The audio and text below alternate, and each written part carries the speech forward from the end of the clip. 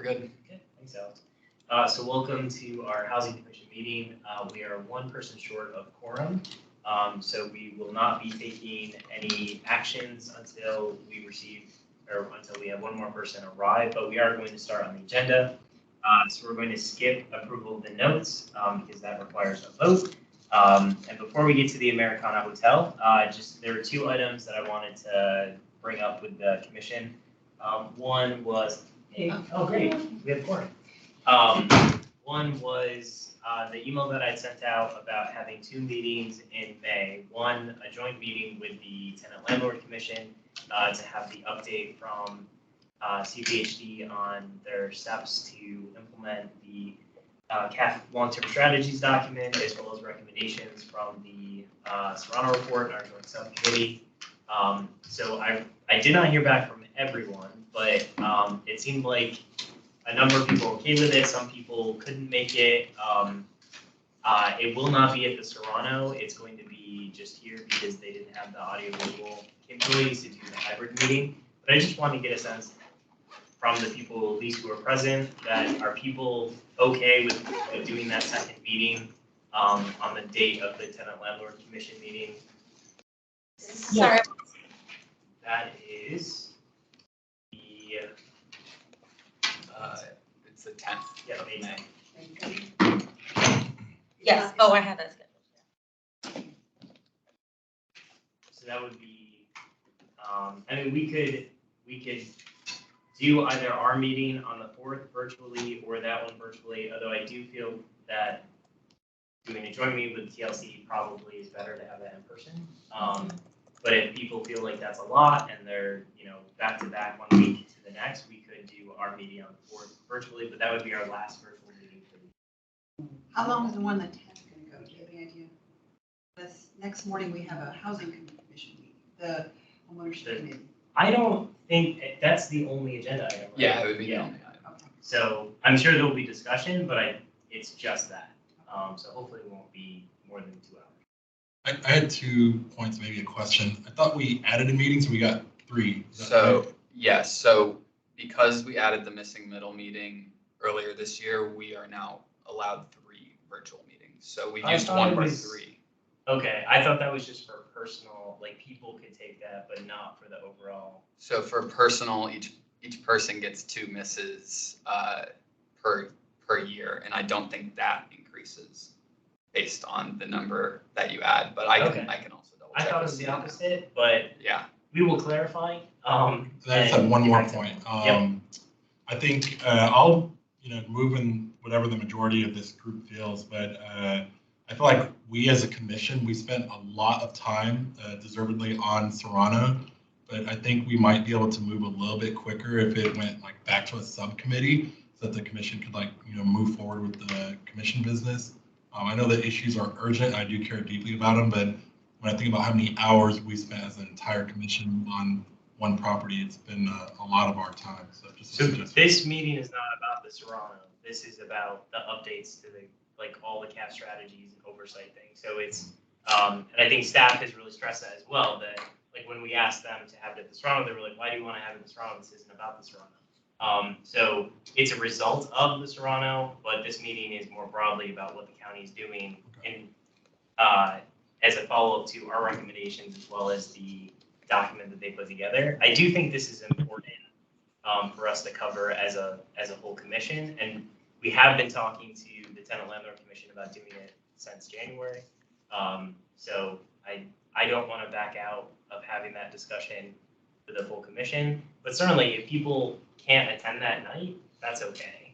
And it will be recorded, so people can always watch later or something. But I do think it's important to have that meeting. Any other? Yep. Were you speaking just in general, meetings, not just that particular meeting? Were you speaking just in just general? kind of broadly. Right. So excluding that meeting, have something different for this amount. Something should come up. Yeah, I mean, if the majority of the commission feels that way, I think we could dive deeper in a commission. I always feel like the issues are so intense, we don't have enough time to really deliberate them. It's just public comment. We're going to send a letter. But I feel like in a subcommittee, we could do a little bit more work and maybe accomplish a little more. Yeah, and during our May meeting, I want to talk about subcommittees, because right now, the only one we have is the homeownership one. And I know specifically, I think it was Park Arlington, staff had asked, can this go to the bricks and mortar subcommittee? And I was like, we don't technically have one yet. We don't have chairs for that. And so that's something that I want to bring to the commission for our meeting on the 4th of May, as well as I have recommended revisions to the charter and a equity housing commission equity framework for us to consider, and hopefully for how we should incorporate equity into the decisions that we make, and how we, like what we ask for from staff and things like that. So those are some of the items that I originally had hoped to discuss tonight, but we have too much on our agenda, so it got pushed to May. And yeah, that's what I'm hoping. Hopefully there's not, at this point, Plan Lacy Boulevard is not. That will not be on May. There will be another site plan, Crystal Towers 3 for May, Okay. likely. Sounds good.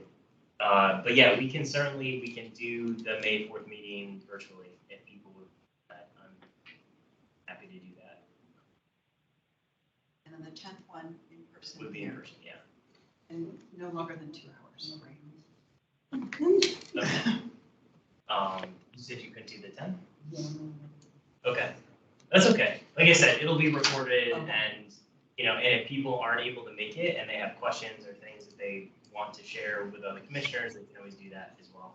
So again, it's just one topic, and I'll see if staff is able to send anything in advance so that people who can't make it can, submit questions or something to make sure that staff covers that. Yeah, we should be good. So the May 4th is the one. Yeah, so May 4th is a regular meeting, and that one we will plan to do virtually. It does sound like the sound is not projecting well, so you could try to project. It's not these speakers. I know it's It's not confusing. that It's thing? these ones Oh, up here okay. on the ceiling. Okay. Yeah. Thanks, Ann. And the other item was around the SPRC process. So I had attended an SPRC meeting for the Wakefield Manor property and the redevelopment of that parking lot, and I was really dismayed that there was no tenant representation at the meeting. I used to be a tenant there for about 10 years, so I had a lot of comments and feedback. But when I'd asked staff, why is no one from the property who's a resident there, but we have representatives from the condos across the street, the answer was, well, it's hard to get tenants involved, and they don't have a representative structure, so we just didn't include them.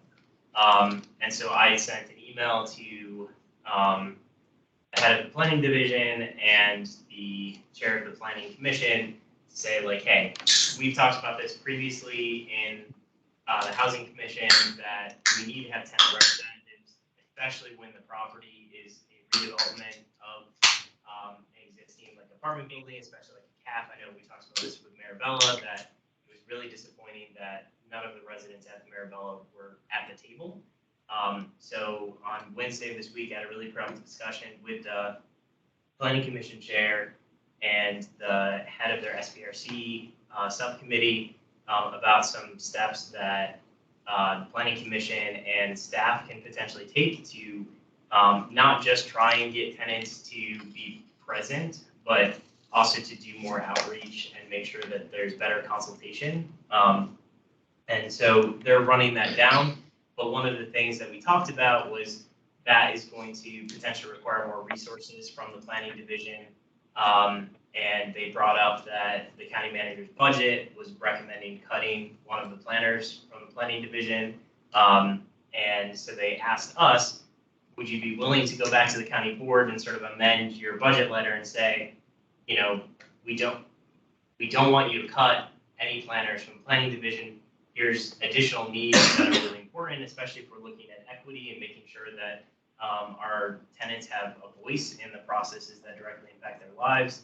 And to please recommend that they do not cut that position. So thoughts on sending an addendum to the county board and our budget letter requesting that they don't cut the planner position. I make a motion or suggestion, whatever it is, to go ahead and include that verbiage in the letter. Okay. I As second an that. addendum. Yeah, I second that. All those in favor say aye. Aye. And online. So I think we have just Laura. Aye. This is Laura. Aye. And this is Paul. Aye. Can you all hear me? yes. Thanks. So thank you. Okay, I will send them an addendum to our budget letter requesting that they not cut the planner position and providing some context about the SPRC and more representation from tenants and more engagement from staff. Okay, those are the two items that I wanted to discuss with you all that were not on the agenda. We can go back to approval of the notes.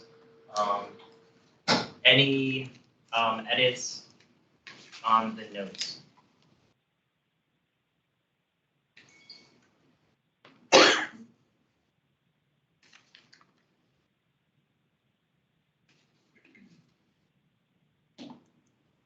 Okay, do I have a motion to approve the notes? I'll make a motion to approve. Okay. Second. And again, just all those in favor of approving the notes say aye. Aye. Aye. Aye. Okay. That And, passes. yeah, and I abstain. 'cause I I wasn't abstain, here. okay. 2-1. Well, then actually, I think we need to do roll call. Right? If I'm doing voice vote, can we have abstentions? I think so, yeah. Okay. Then I defer to you, Alex, on that. Okay. Thanks, Alex. Okay, sounds good. And then our next item, since we have no public comment, is the Americana Hotel.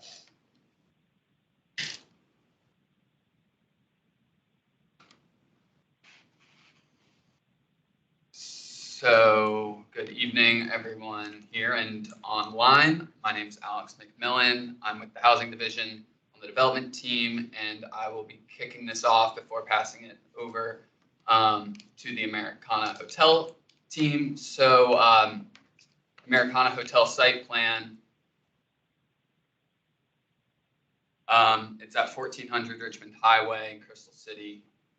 And JVG Smith proposes the demolition of the current Americana Hotel building and the development of a 19-story residential building with ground floor retail.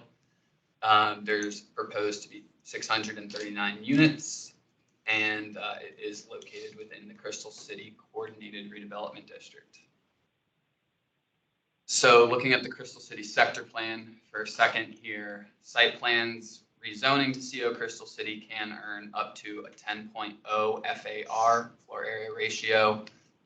The sector plan does include a policy goal that 20% of the gross floor area above the standard site plan base density be provided as up to 60% AMI units on site.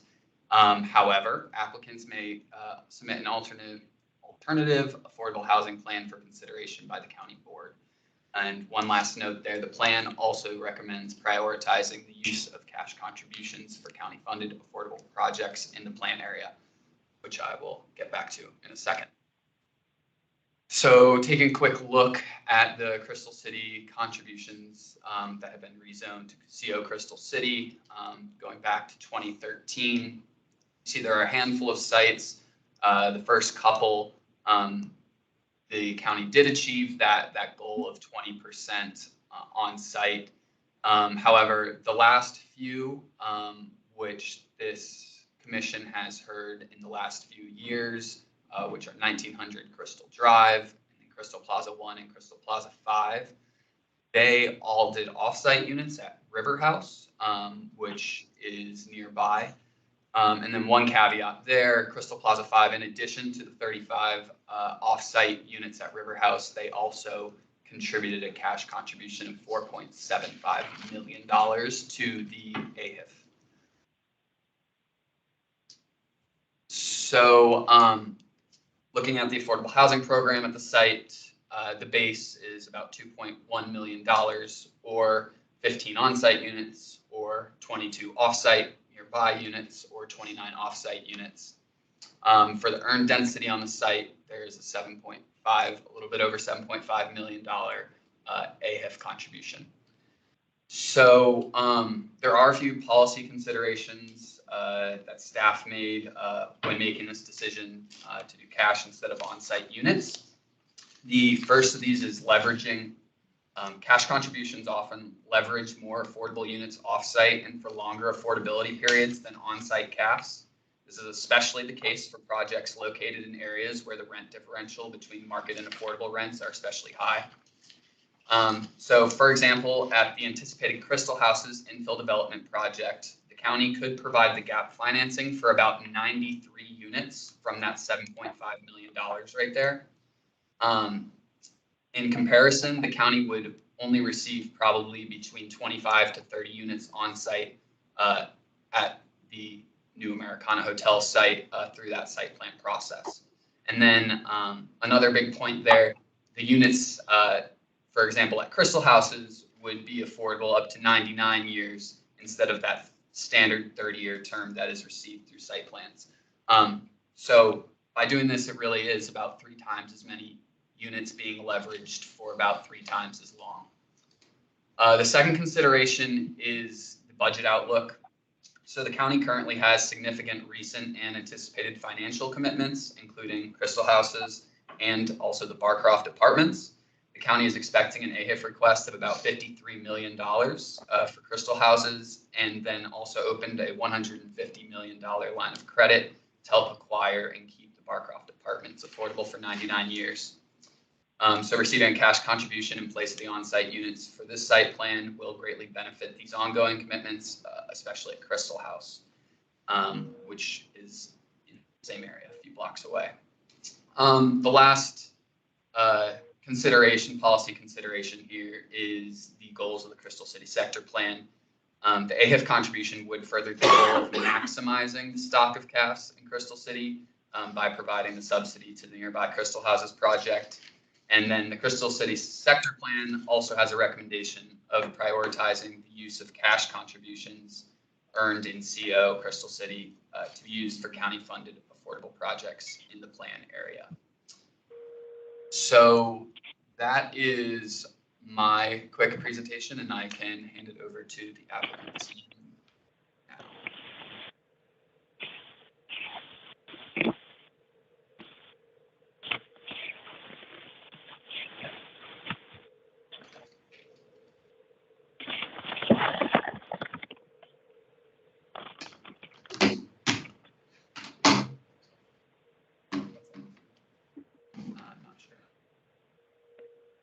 Good evening, everyone. My name is Malcolm Williams. I am the development manager for JBT Smith on this project. Excited to be here. Summer day, even though it's April. And I will be presenting our very brief presentation just to give folks some background information on where we are, what we're working on, and probably iterate a lot of information that Alex should share. Share my screen.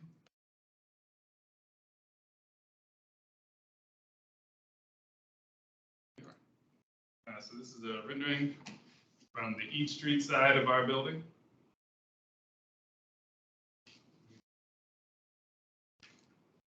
And so for folks who don't know where we are located kind of mid-block between 15th Street and 14th Street. We're adjacent, basically next door to MSI HQ2. And then to our right, you'll see Route 1, which theoretically is coming to grade as a large-scale VDOT project. Next, I'll just touch on some brief highlights. So our zoning summary, we've got about 527,000 square feet of gross square footage. We have about 3,800 square feet of retail square footage. That's going to be on this east side as part of achieving sector plan goals of activating that street. We're looking at 639 units as of today, about 200 feet in height across those 19 stories. And we have 188 parking spaces on site that are comprised of 2 levels of below-grade parking. And then off-site, we took advantage of the zoning ordinance there and have, we're going to use another property adjacent to ours, Bartlett, that has excess parking. And so we're contributing about 206 spaces to those additional spaces down the street. Here's a brief unit mix. We can circle back to that if we have more questions. But we have studios, junior 1 beds, one bedrooms plus dens, 2 beds and 3 beds dispersed throughout the property. Here's just a quick ground floor plan. So I'll just briefly go through some of the items color coded in the legend. Like I said before, the retail portion of the site is here where my cursor is. The green area will be our lobby in front of the house space. Adjacent to that is this red area where we have leasing and office space for the concierge team and the property management team.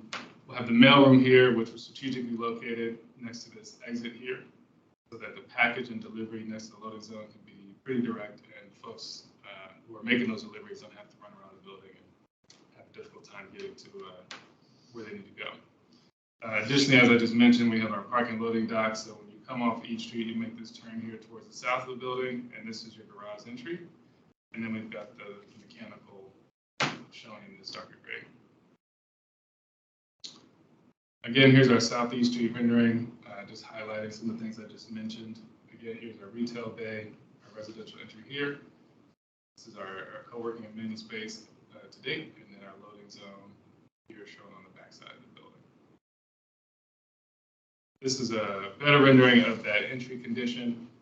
We were thoughtful about setting back this entry space to create more of an alcove and queue area for folks who are waiting for their Uber, ride pickups, or their friends to come get them from their residence. Also worth mentioning is this on the north side of the building, we have an east-west connection that will eventually connect to Route 1 when it comes to grade. At its current condition, that will just run into the existing retaining wall and kind of create like a walkway for residents and folks in the neighborhood who just want to take a walk down towards that side of the building. Next, you'll see another rendering of our entry. This is a zoomed in. We have this really cool feature, which we're really proud of. It's called the tabletop, which is this large structure you see here. That frames the building. We have neighbors to the north and south, and we had an opportunity to create an expression in a moment at the central facade. And we really felt that this form and shape would do that, and we're really impressed with how it came out. So happy to see that it's looking like it's going to make it to the finish line. On the right side, we have our residential entry from the alternate view. So this would be the entrance being at your back. You're looking out towards E Street, and then these streets here are where HQ2 is Met Park, which is just a short walk across the street for those who are in our building. Also worth mentioning on the slide, through the 4-point process and working with staff, we increased the amount of biophilic elements shown in this space. So that includes this wood material soffit, some of the plantings and the wood elements shown at the benches, and then additionally some of the trees and this additional wood bench shown here on the front side of the building. I won't spend much time on this because I think Alex did a great job. We're contributing $7.5 million to as our bonus density contribution. That funding is intended to fund approximately 19 units at the Crystal House redevelopment. One quick note is the Crystal House redevelopment is also a JBG initiative, it's a Washington Housing Initiative. So we feel very proud that we can not only create that housing to preserve affordability, but increase that housing and make it more viable with this contribution from our project. And so Crystal House is located in the Coordinated Redevelopment District, and staff and JBG believe this contribution will have a larger impact in achieving the affordable housing goals of the sector plan than what could be provided on site, which Alex previously touched on. In addition to that contribution, we're making a base density contribution of $2.11 million towards that requirement. And this map here just shows your distance from where our site is all the way to Crystal House, which is a pretty rare opportunity. Thank you.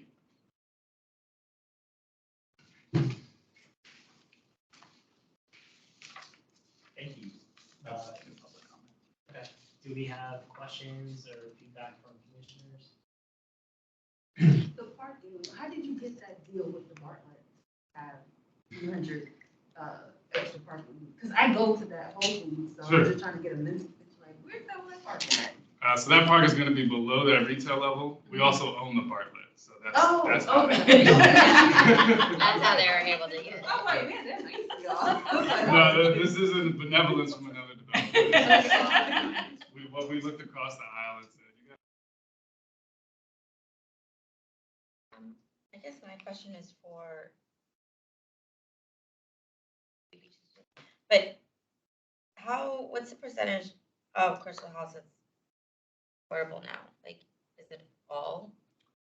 So, there are Crystal House 1 and 2 already on the site. Yeah. Those are, I'm not exactly sure, but mostly affordable, if not all affordable. But what I was referring to mostly in my presentation was the infill development opportunities. So, the county is in an agreement with APA and EYA to develop those sites, Crystal House 3, 4, 5, 6, and 7. That will be adding 655 affordable units, as well as about 189 market rental units. And then there will also be home ownership, market home ownership opportunities at that site. So it's a multi Okay, I think we saw that one. phase Shoot. project. I think we saw the one, right? I did not. Yeah, I did that. Okay. yeah, they came a few months ago to talk. Just to clarify, the Crystal Houses redevelopment is new. So yes, that's another point that was not touched upon in the presentations. Both this and that project are both going to be new construction. Okay, good to know. 'Cause getting to The old old, places. yeah, like the affordable housing or the affordable homes get pushed into not the new development. And I mean, I feel like I'm a record. It's the same. We see another beautiful building and it just let's push them over to another side. That's for me. Yeah, so. The junior, that's what they call junior 1 bedrooms? What makes them junior? It's just where the bedroom is located. And so a true 1 bedroom means that your window is in your bedroom. And that's just a code for most jurisdictions across the country. A junior 1 bed means that your bedroom's set a little bit further back. And so it's kind of in the mid portion of your unit, but you still have light access. So you usually have a panelized piece of glass, for lack of a better term, and then you can kind of open the door and look out and see the sun. But the window wall will actually be likely your living space or where your kitchen is. Some separation. Okay, it sounds like. Helen. Yeah, it's a studio with the exception that you have walls to surround your bedroom. And you have 33 3 bedrooms. I'm waiting to, if somebody could let me back in, I can pull it in. Yeah, Uh, 33. Accidentally left the meeting. But like the majority was like left the meeting. 270 for 1 bedrooms or junior ones. I know, I remember, I saw that, 44%. It's Well, the most was like 1 bedroom, it was like 44%. Are you able to get in? So for the junior 1 beds, we have 42%. Now, but how much does that run as far as, like, a junior versus a regular one? Like, what's the difference? It I'm trying to depends. see what kind of, like, market you're targeting and. would it be Expensive. realistic? Yeah, it's HD2, maybe it's all 10,000 for starters, that's not far away. I was like 2,500. It's not 10,000. We're still evaluating the numbers. I don't have the finance. Trying to move in? No, I'm just trying to just get just numbers, and nothing like concrete, like, okay, this is what they're gonna be. I know it'll fluctuate by that building, because what is it? Years in the making?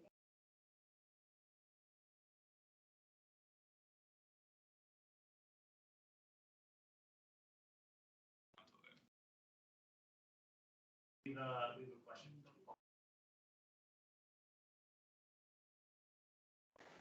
Thanks. Yes, thank you. So the thinking about the on-site versus off-site question,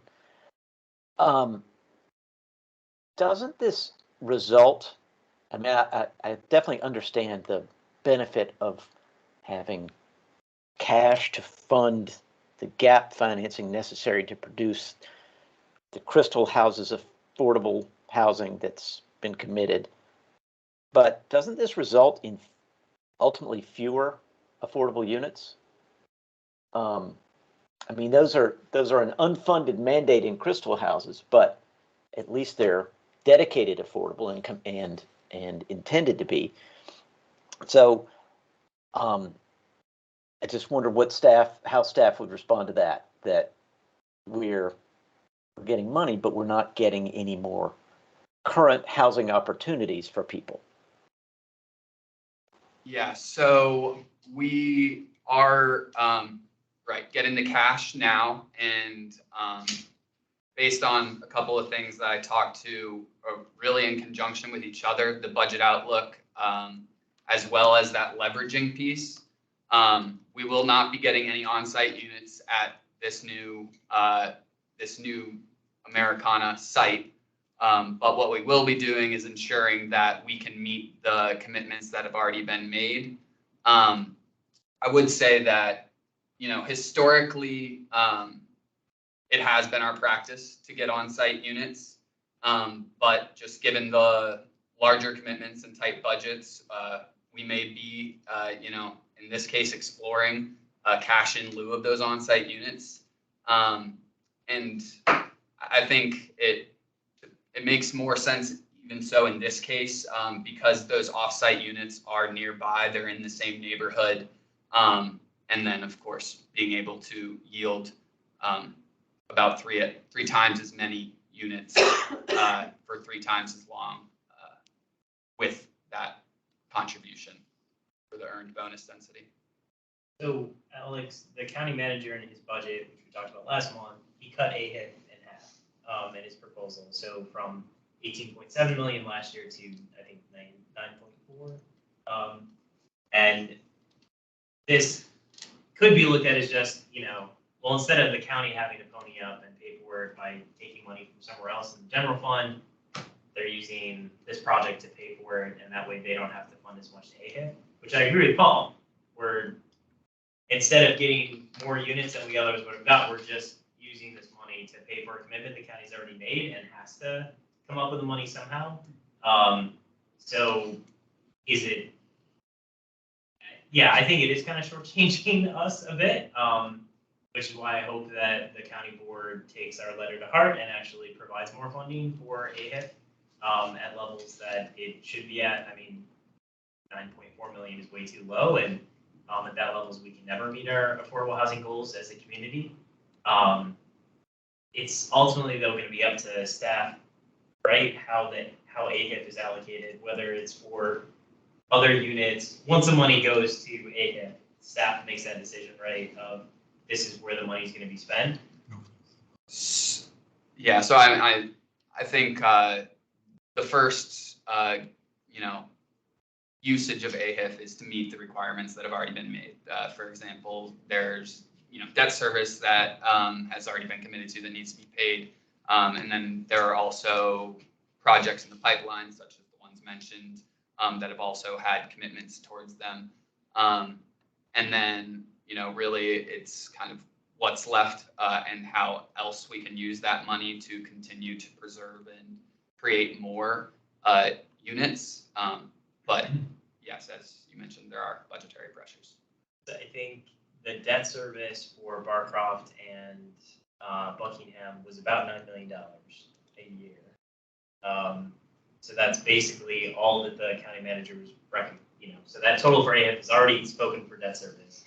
And then Crystal House, this would help, the 7 million total would help go towards, or I guess, 9 million, 9.6 in total. Yeah, between the 2 and the 7, right? 7.5, Yeah.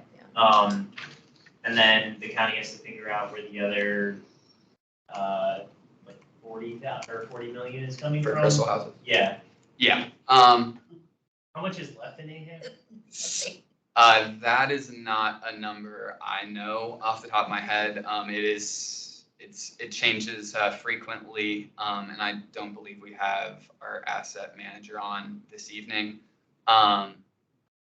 Yeah, that's not a number I have right now. I will say, though, that 53 million for Crystal Houses will be split up into different phases, and so that money will be committed at different times over the next 3 to 4 years.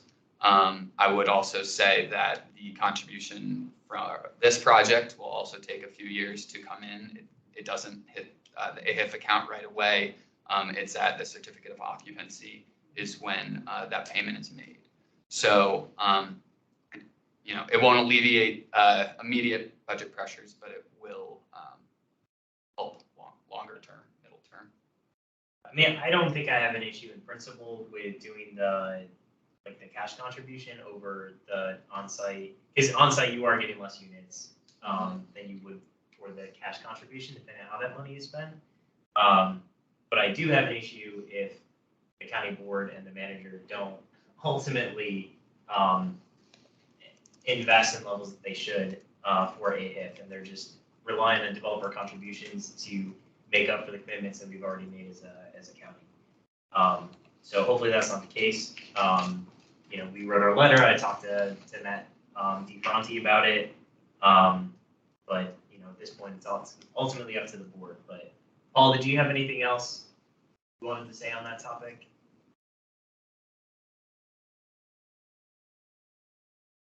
I have a couple questions. Where's the closest metro station to this property? There's two, so you have Crystal City and Pentagon City. They're each about 3 blocks away. Gotcha. Did that help influence the amount of parking that was needed on site, or? Yes, Okay. so we did a pretty comprehensive traffic study with our traffic consultant, Rose Wade. And between the shared parking at the Bartlett, the proximity to the public transportation, including bus and cycles and all that fun stuff, we took a hard look at it and said, you know, we only need 0.3 on site, which has been consistent across most of our properties. Gotcha. I read an RLNL article that talked a little bit about like some sloping issues. Maybe it was like along Route 1. Were you all able to resolve that, or did I just misunderstand the? Could you be more specific? Yeah, I guess there were like some, when you knocked down the Americana, there was like some slope or grade issues. No grade issue. I mean, Okay. so for reference, the site changes elevation from Eads Street down towards Route 1. Sure. But I mean, we have a lot of time and energy spent on Gotcha. understanding Okay. what that means for the building and how it imports to the site, so. Gotcha. And my last question was, when was the last JBG project where we actually had committed affordable units on site? I don't remember. Maybe staff could help remind us or refresh us. I definitely don't know off the top of my head, but we can get you that answer. I thought it was one of those. Well, besides Crystal Houses, I know that that's a different project, but are there other examples where JGB Smith has put on site for, has it always been contribution? I know for the more, Kendrick with more with that, I know for some of the recent ones that Mr. McMillan put up there, there was the the River House properties that were there. I believe the Bartlett may have been, but I'm not certain. That's Pentagon City technically. So no, I think they may, all the ones recently have been in the routes. Okay. Would it be right if, maybe this is like an offline discussion, but as part of the staff presentation, it might be helpful for this commission to see, you know, like, hey, this developer almost always puts on site, or, you know, this developer historically doesn't put on site, just maybe as a point of information.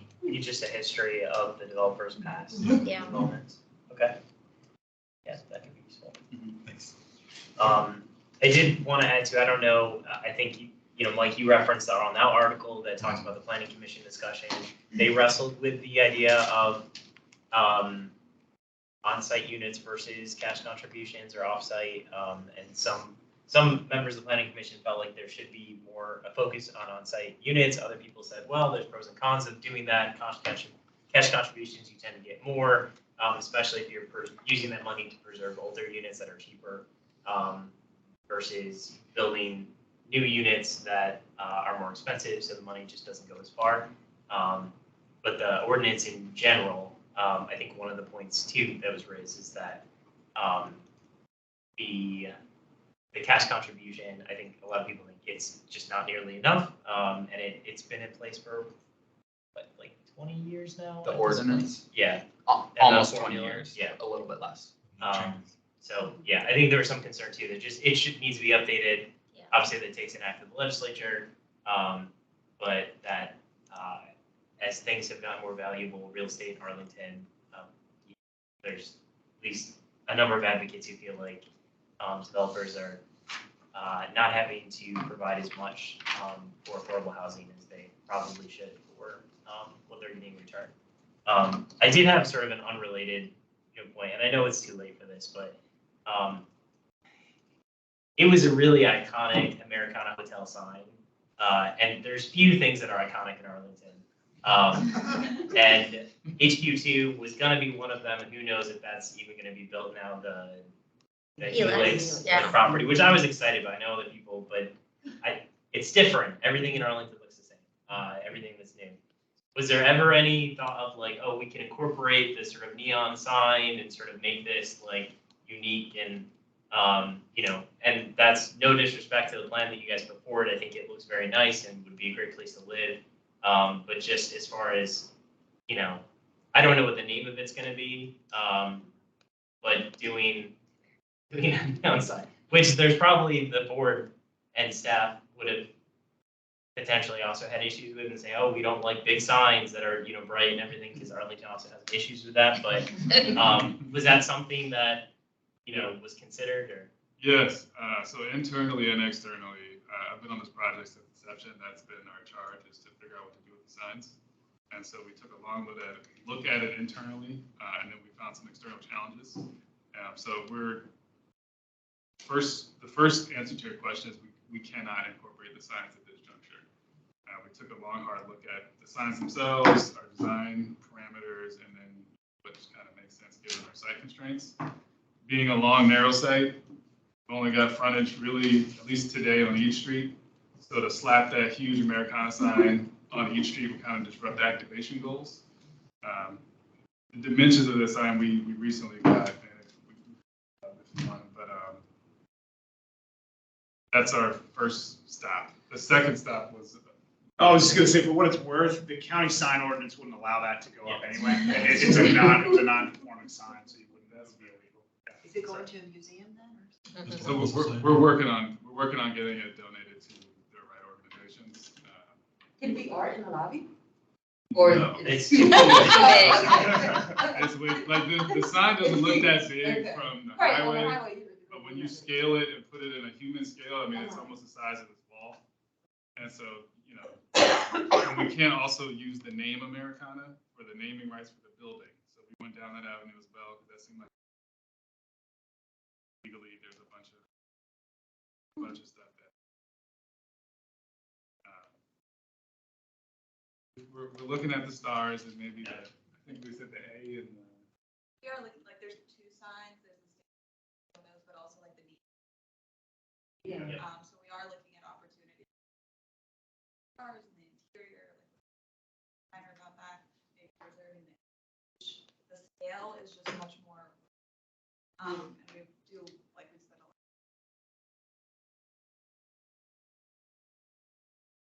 I didn't want to interrupt you guys. Is my colleague. But I've spent a lot of time focused. Okay. Yeah, I kind of assumed that it wouldn't, because Arlington is just crazy about signs, and I think our sandwich board's legal again in Arlington. I think that was a lawsuit for a while, but like anything that's different or special, Arlington doesn't allow.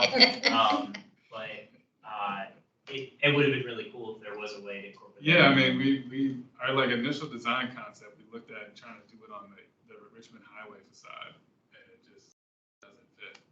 And then there's also the existing conditions of those signs. They're not well maintained, and they've been, out of repair and care for probably a decade or more. So we recently went up to the building and just kind of looked at them. We tried our best, I guess is what I'm trying. Okay. Doris, you have a question?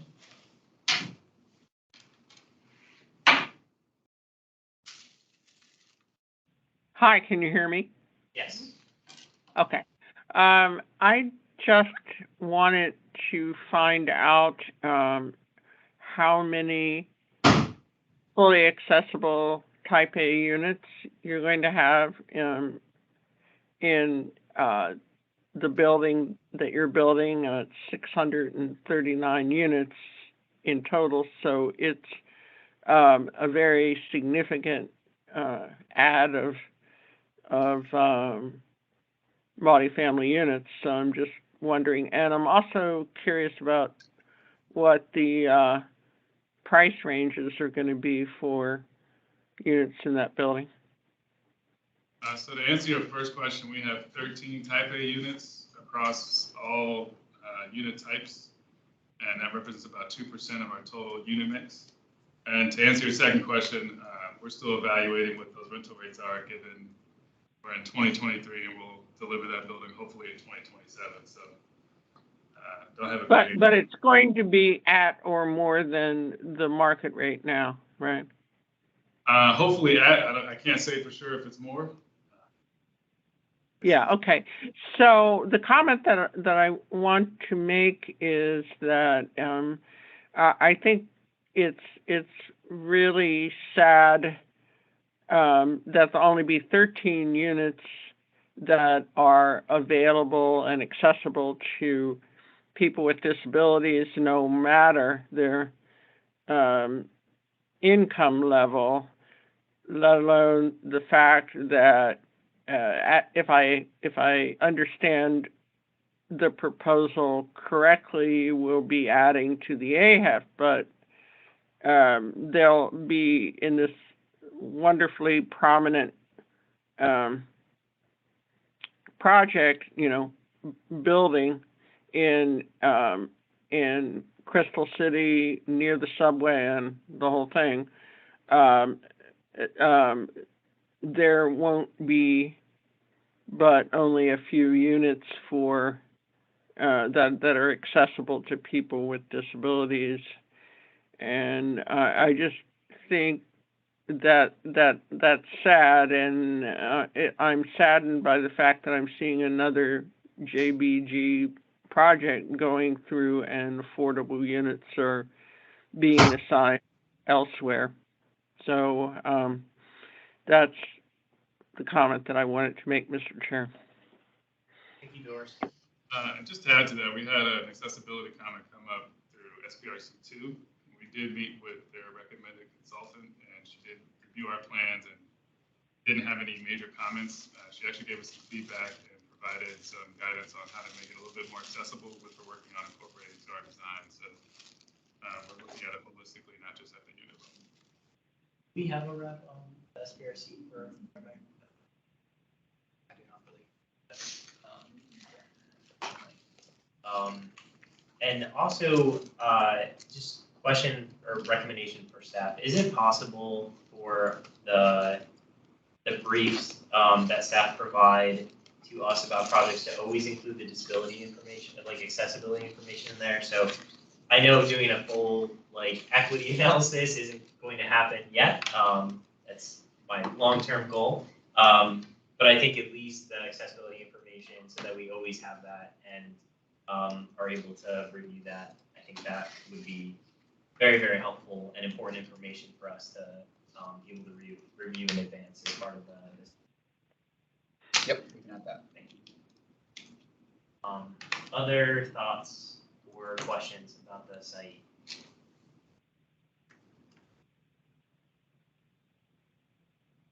Okay. And so the way that this is worded in here, it says that they have they have multiple options, but just so I understand, the base, they are doing the base contribution of $2 million. That it's not still up in the air. What that is. I don't know that we've decided yet, but typically that's Okay. our intent. At what point before? Because it's 9 days before the board meeting, right? Is that decided before or after? It's not, so the way the conditions are written, Yeah. it's an either or. So you don't actually have to decide until almost certificate of occupancy. So it can go pretty far down path before you pick it. It's not picked when we. Okay. Because I didn't realize that it was that late in the process. It makes it harder to evaluate impact, but it's good to know. Okay, do we have a motion on this agenda item? Okay, do we have a second? Okay, let's do a roll call vote for this. Do you have a copy of the rules? Yeah. Oh, on the hybrid, just for the meeting minutes. Oh, right. Okay, well, I'm first on here, so I vote yes. Commissioner Montgomery. Yes. Commissioner Norris is on the line. Yes. Okay. Commissioner Surface. Yes. Commissioner Blake, Yes. Commissioner Berkey is sick, Commissioner Gilray, Yes. Commissioner Heminger, Yes. and Commissioner Lee is not with us, right? Commissioner Edwards, Yes. Commissioner Rubalcaba, Yes. Commissioner Brown. I'm going to vote no because of the lack of on-site units. Thank you, and that passes. Paul, if you have specific comments that you want included in the letter, if you could either send those to me and Alex in advance or when we circulate the letter before it goes to the board, happy to incorporate any edits with your views on that in there. Thank you. I will. Thank you. Okay, well, thank you very much. Thank you. Appreciate it. Thanks, everybody. And our next agenda item is the Regional Fair Housing Plan. So I believe we have Joel Franklin online, so I'll pass it over to you, Joel. Yeah, good evening. And I will actually turn it over to Hillary Chapman with the Council of Governments and Diane Glover, who is our consultant on the project, to kick off the presentation. Great. Thanks, Joel. I'm going to go ahead and share my screen here. Let's see, can everyone see this okay? Yes. Okay, great. Okay, good. So, good evening. Thanks for the opportunity to be with you this evening. Hillary Chapman with the Council of Governments, as Joel just shared. First want to thank and acknowledge the 8 local governments and their staff who have come together to make this regional fair housing plan possible. In particular, of course, Joel Franklin, who you'll hear from shortly, as well as Jennifer Daniels and Roald and Ed, who've been a critical part of our local government project team. And I'm thankful to be joined tonight here with Diane Glauber from the Lawyers Committee for Civil Rights Under Law, who's the primary author for the draft plan that we'll be sharing with you this evening. Now, I assume that probably most of you are aware what the analysis of impediments to fair housing choices or the regional fair housing plan. But just in case, this is a plan that typically covers 5 years, designed to develop meaningful actions to overcome historic patterns of segregation, promote fair housing choice, and foster inclusive communities free from discrimination. And once this plan is fully approved at the local and federal level, it will guide investment decisions of federal funds in Arlington County and its partner governments to achieve the goals that are outlined, and you'll hear about shortly. So before I dive into the background and overview of some of the regional findings, just want to remind everyone why it's important to focus on fair housing and work to affirmatively further it, because these lack of choice can impact residents' lives. It's important to have access to high-performing schools, diverse communities, transportation options, and safe and healthy neighborhoods free from environmental contamination. So as I mentioned, we've got 8 local governments who have come together to be part of this team, including Arlington County. In Northern Virginia, the county is joined by the city of Alexandria, Fairfax County, Loudoun County, Prince William County, the District of Columbia, and on the Maryland side, city of Gaithersburg and Montgomery County. We've also been partnering as best we can with our local housing authority partners. And we have a fantastic consultant and federal technical assistance team that's been working with us since the very beginning. HUD has been partnering with us, provided technical assistance through Enterprise Community Partners. Our consultants that have been working with us to create our plan and support our Community Advisory Committee, led by the Lawyers Committee for Civil Rights, who are also partnered with Urban Institute, who was a lead on our data collection and analysis, and Ochoa Urban Collaborative, who is the lead on our community engagement. Now, as I mentioned too, another key group that's been guiding the regional plans development is the Community Advisory Committee. These groups shown here represent regionally working organizations who serve residents impacted by fair housing choice. And the advisory committee's role is to provide input to the local governments and serve as a bridge to local communities throughout this process. And of course, then I just have to make sure I give a shout out to Kellen and the other NAACP chapters that have been part of this planning process since the beginning. So for context, the last time the region attempted to do a regional housing equity plan was over 25 years ago. And we have faced a number of different challenges over the years, beginning in 2018, but we are now moving into the final phase of the planning process. And I'll describe to you at the very end when we share next steps, where we are in our process and what we anticipate happening next. So the Fair Housing Plan includes sections that are region-wide, such as contributing factors to fair housing choice, as well as elements that are jurisdiction-specific. So the draft plan is a rich data set of information that has informed the draft goals proposed in this plan. This slide and a few that follow are just a few of the demographic data elements that are likely not a surprise or new information to any of you, but were foundational in the forming of Arlington County's goals and strategies. So first, a majority of residents in Arlington County are white, but the proportion of Arlington's residents have changed, racial identities have changed over time. Notably, the proportion of Asian or Pacific Islanders has grown over the past 2 decades. Spanish is the most prevalently spoken language by people with limited English proficiency, and relatedly, among non-US born residents, El Salvador is the most common country of origin. However, from 2015 to 2019, the proportion of Arlington County residents with limited English proficiency declined by 15%. So I'm going to share a couple of other maps, just 2 maps as well that are specific to Arlington County. The first is poverty rates by census tract. Just want to point your attention to the fact that the darker areas are areas with higher shares of people living in poverty levels.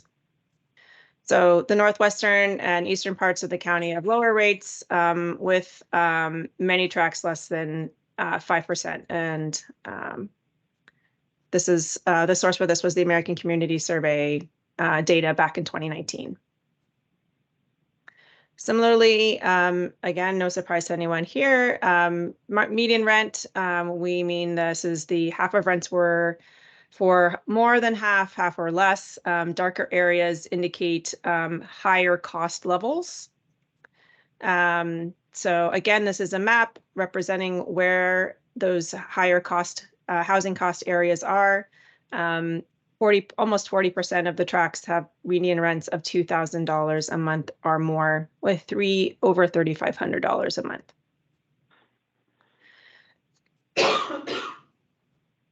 So the among some of our region-wide findings on the community engagement side, we found that 84% of survey respondents noted that accessible and affordable housing is hard to find.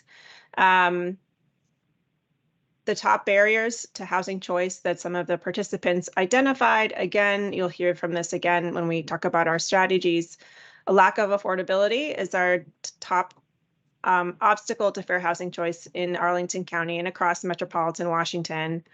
2 of the other top barriers, government failure, meaning either lack of resources or lack of sufficient compliance for private actors, and racial discrimination. And under discrimination, 13% of respondents noted that they had experienced discrimination, and of that 13%, 41% reported that they believe landlords or property owners were responsible.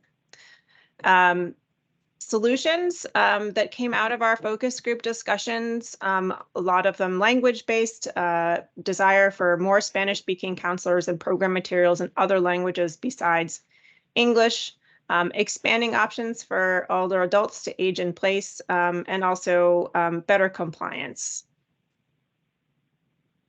Another region-wide finding within this report is, unfortunately, Arlington County and Metropolitan Washington has experienced increasing levels of segregation and significant disparities in access to opportunity by race and ethnicity since 1990. And this has been increasing, not plateauing or decreasing, which makes Metropolitan Washington, unfortunately, a little bit unique in the United States.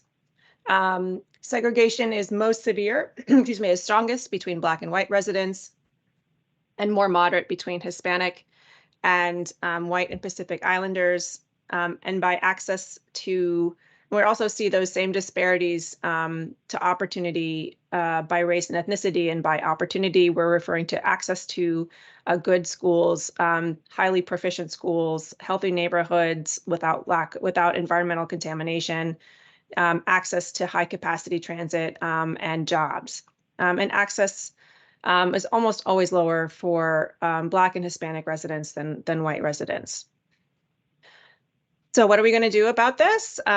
We have proposed 7 regional goals and strategies. These goals and strategies apply not just to Arlington County, but all of the other partner local governments as well. Again, these are informed by a data-driven, qualitative and quantitative gathered multi-year planning process.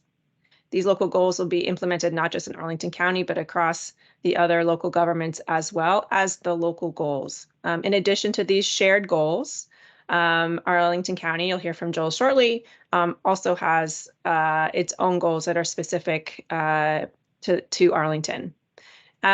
And we chose these goals because we were concerned about making sure we had a limited number of goals that would be most impactful, rather than having many goals that might not be possible to achieve progress on in the next 5 years. So with that, I'm going to turn it over to Joel, who will walk you through what the actions are that Arlington County is proposing to address these barriers.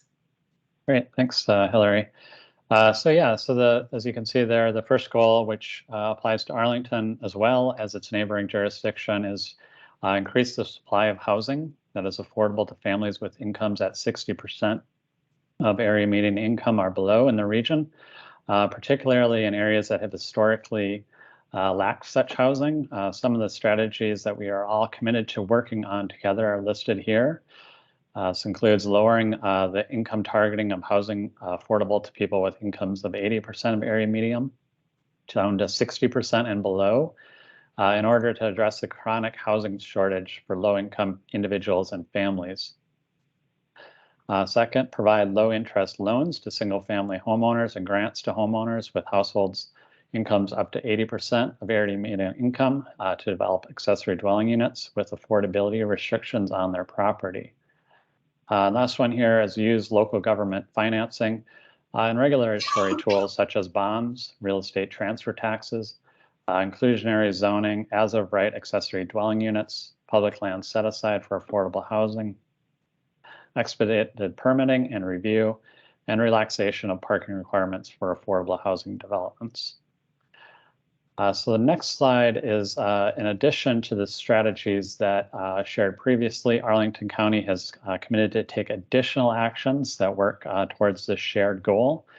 The first recommendation is to continue to encourage developers to exceed the required number of affordable accessible units in a range of sizes and types when new development occurs. Persons with disabilities are more likely to live below the poverty line than persons without disabilities. So it is therefore recommended that Arlington continue to support and encourage the development of accessible units in a range of sizes. Second, deepen affordability of affordable housing. The data really shed light on the need to better match our affordable housing efforts to the needs of the communities. And as such, we will be looking for every opportunity to provide deeper affordability to meet the needs of households with incomes under 40% of the area median income. So this could include providing incentives for the inclusion of extremely affordable housing units in projects financed by the county, or when projects seek refinancing through the county, incorporate adjustments to the affordability covenants to increase the share of units dedicated to lower affordability, or engage with owners of existing affordable units to explore collaborative approaches to increase the share of units dedicated to these lower affordability levels. Also looking at exploring mechanisms to reduce county fees and related infrastructure costs for 100% affordable developments. Provide incentives or low interest loans for homeowners who rent their accessory dwellings to low and moderate income tenants. And lastly, as you're aware of, we are undertaking a new homeownership study that would take a step back from our homeownership programs to develop clear goals for our approach to homeownership and to rethink how best to achieve those defined outcomes. This could include reviewing existing homeownership programs and explore additional programs to support for prospective first-time homebuyers. Next slide is the second goal, which is to reform zoning and land use policies to expand access to fair housing choice by increasing the development, geographic distribution, and supply of affordable housing. The first strategy is to increase inclusionary zoning incentives for creating on-site affordable housing and increase fees in lieu of providing on-site affordable housing. Next is to adopt affordable housing overlay zones to increase the amount of land or developments that meet robust affordability criteria are allowed as of right. Lastly, here is incorporate a fair housing equity analysis into the review of significant rezoning proposals and significant specific plans. Next slide is Arlington specific, looking at initiating a zoning study to examine alternatives to the current definition of family in the zoning ordinance. So in response to the changing composition of families and households, the county will consider changes to the zoning ordinance to allow for a broader definition of family and households for occupancy purposes. These changes will allow for non-traditional families, extended families, and unrelated individuals, including older adults and persons with disabilities, to live together, potentially to reduce their housing costs, and in some cases more efficiently access services. Also, on this one, the data showed that a high percentage of older households are cost burdened and highlights increasing need for housing affordability for older households. While older adults are welcome in all committed affordable housing, developments targeted specifically to seniors could focus greater attention on their needs. So the recommendation is to initiate a study to examine how affordability requirements could be structured within the Arlington County zoning ordinance for senior housing projects approved via site plan.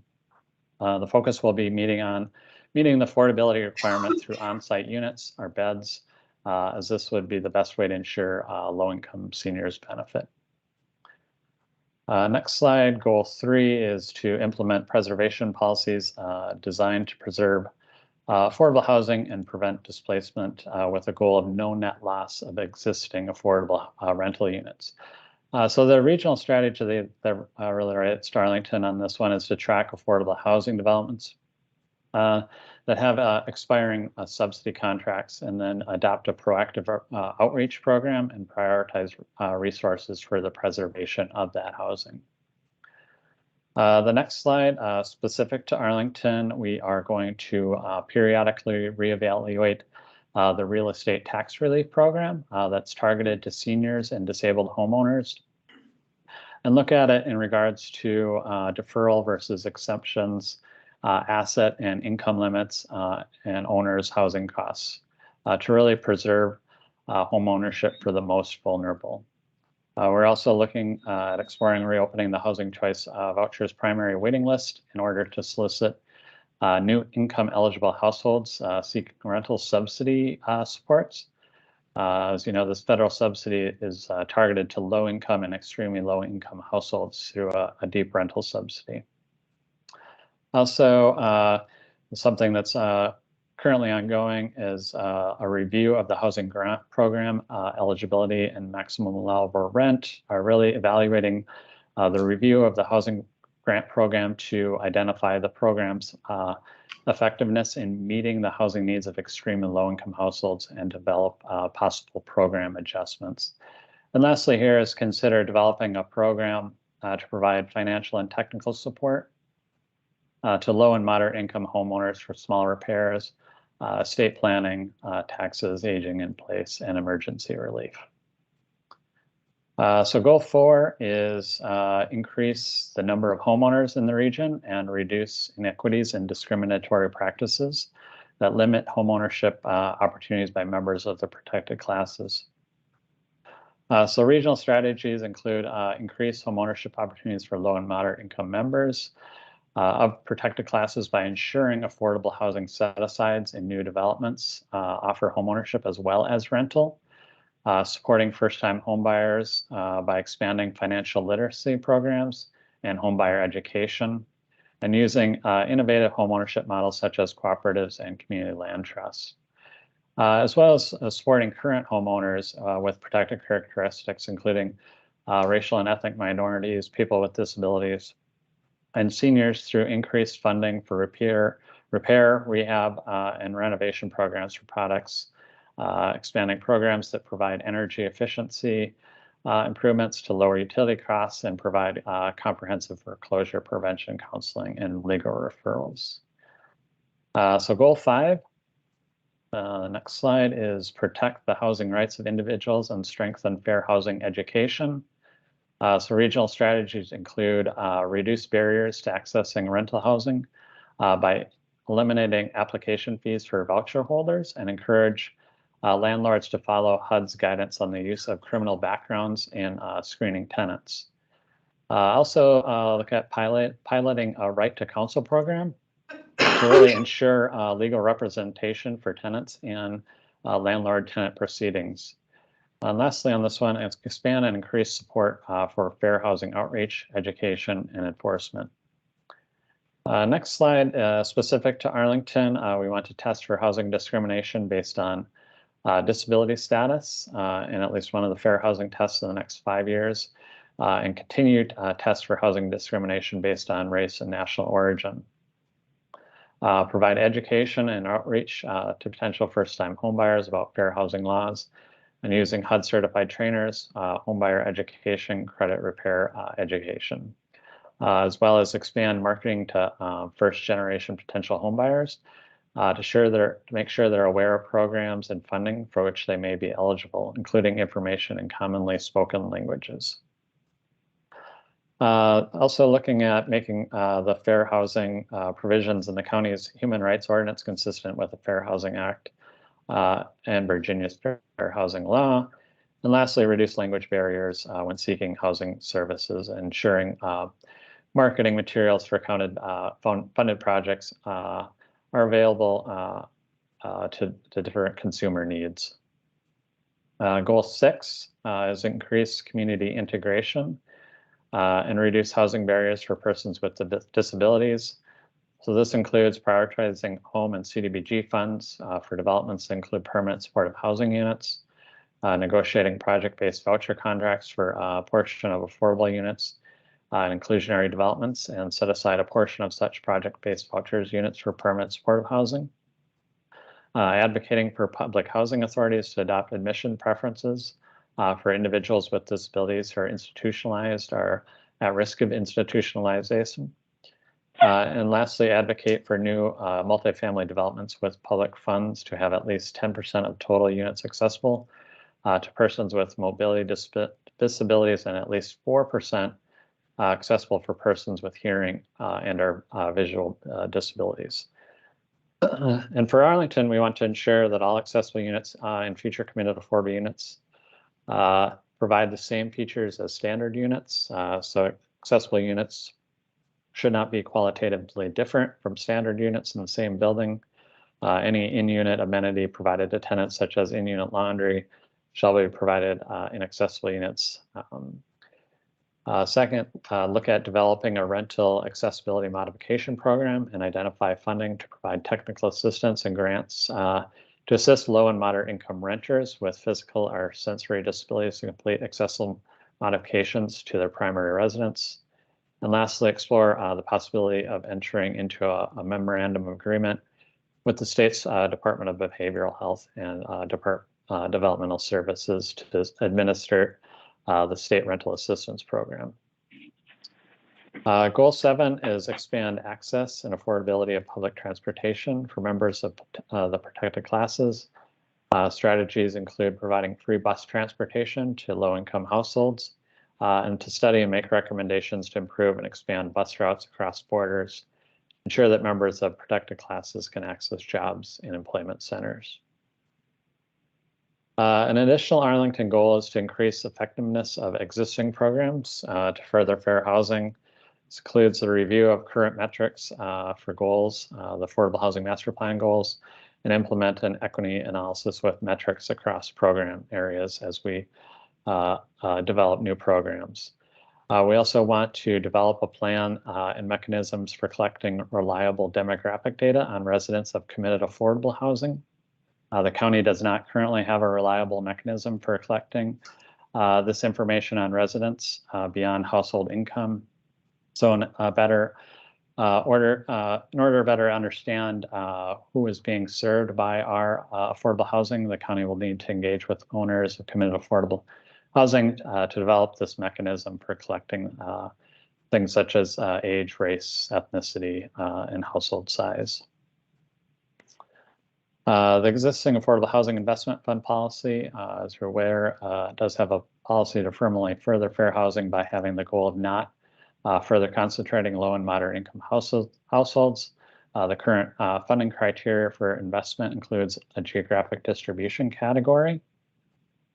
Given Arlington's low poverty rate, there are no racially or ethnically concentrated areas of poverty as defined by HUD, but we could be potentially overlooking some areas. So the county is looking at a modified definition, which is where the non-white population of a census tract is reduced from 50% to 40%, 46% or higher, and looking at poverty rate reduced from 40% to 15%. And this is something that we are looking at possibly including in the NOFA.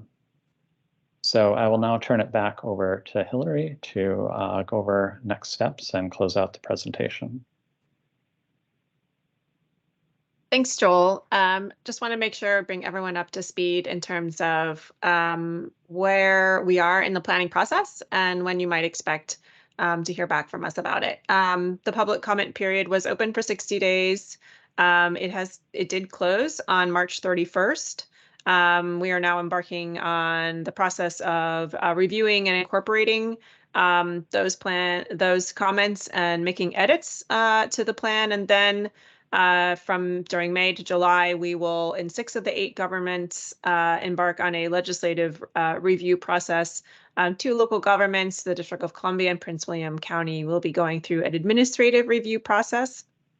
And then we'll go through a final copy edit with the Urban Institute before it is sent off formally to the Department of Housing and Urban Development, or HUD. We are aiming to complete that process by September of this year. So, and there's some contact information here on the screen. You can email us at COG or Joel directly. Phone numbers are here. And for more information, you can go to COG's Fair Housing webpage or Arlington County's webpage itself. And with that, I'm happy to take any other comments or questions that you may have. Thank you, Hillary, and thank you, Joel. I do just first want to express my thanks to Joel, Hillary, Diane, and all the staff for the county, as well as COG, the consultants who worked on this plan. So the Arlington County plan is, I think, 160 pages, roughly. It's a lot. It's hard to read it all in one sitting, but I would encourage commissioners who have not had a chance to read it yet to do so, because it has just a wealth of information about where things stand in the county, as well as just detailed recommendations for how things can improve. I think that the team has done a fantastic job with this report. It's a huge step forward from where the county has been, and I think where the region has been on these fair housing issues. I look at this sort of akin to the Affordable Housing Master Plan, but basically the Fair Housing Master Plan for the county. There are some things that I have some recommendations on, including that aren't in there, and some comments, but I think overall this is a fantastic report. I do have concerns, and we expressed that in the budget letter, about the ability of the county with current staffing levels to implement everything that's in there. It's a lot. It's all very much needed, and it's great, but county staff is already stretched pretty thin, and to implement all of these, I think it's 5 years is the implementation period, correct? Yep.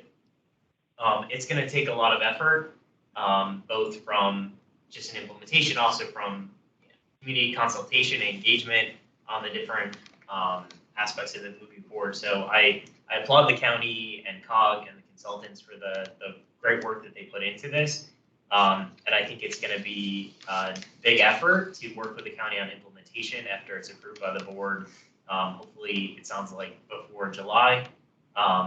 And just a quick note on why public comment ended at the end of March, why it's before us now. We couldn't fit it on our agenda in March. We had too much going on. But even though the comments for the regional portion are basically closed, and talking to county staff, there is an opportunity for us to at least provide comments on the Arlington portion of it, those goals and strategies, and things that we recommend that they incorporate or potentially change or consider.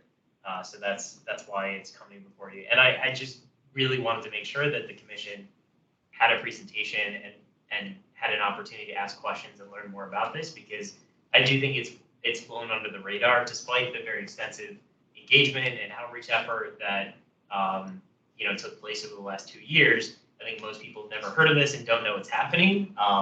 But it is, I think, very significant and a great thing for our community.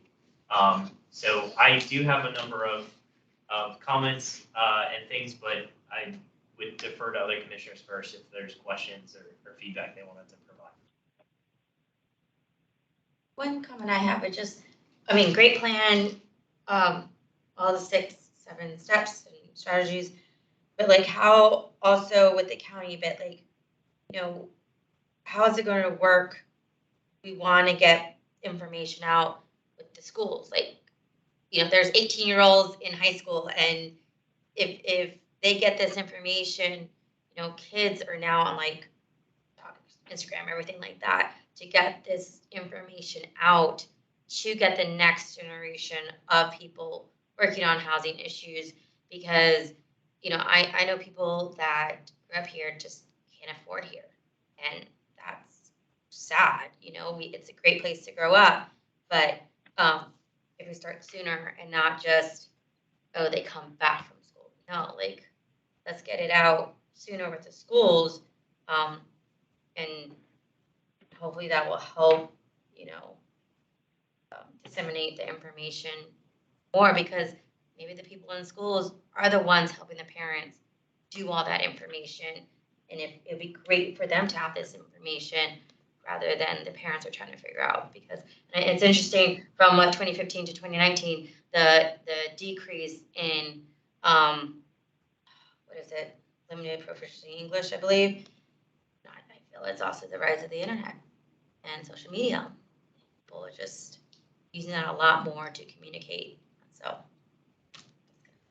Sarah, is that like you're sort of asking about outreach efforts on fair housing in general to like high school students and students, or specifically about the plan and sort of engagement efforts? Engagement efforts, like, why aren't there's more, and maybe there is, and I don't know, maybe I missed it, but like with the school systems, the kids are sometimes advocates for their parents in certain situations, And so get them involved in it, to know about it. If you just said it goes under the radar, that engagement, I think, working with the school systems. And in addition to mention that the county's already in at the schools, Arlington's really good schools, so.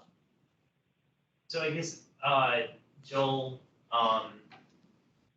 is there a plan to do engagement with APS students around fair housing and around the issues that are in this plan, either before it's approved or after implementation, to make sure that they understand fair housing issues, they understand kind of what role as they're entering, I guess, adult society once they turn 18, and the political process, like what role they can play in it, as well as just helping to educate their parents on, you know, what's happening. Yeah, if they're voters at 18, and if they're still in high school at that point, but in 5 years, it'll be 23, and there's no affordable housing in Arlington.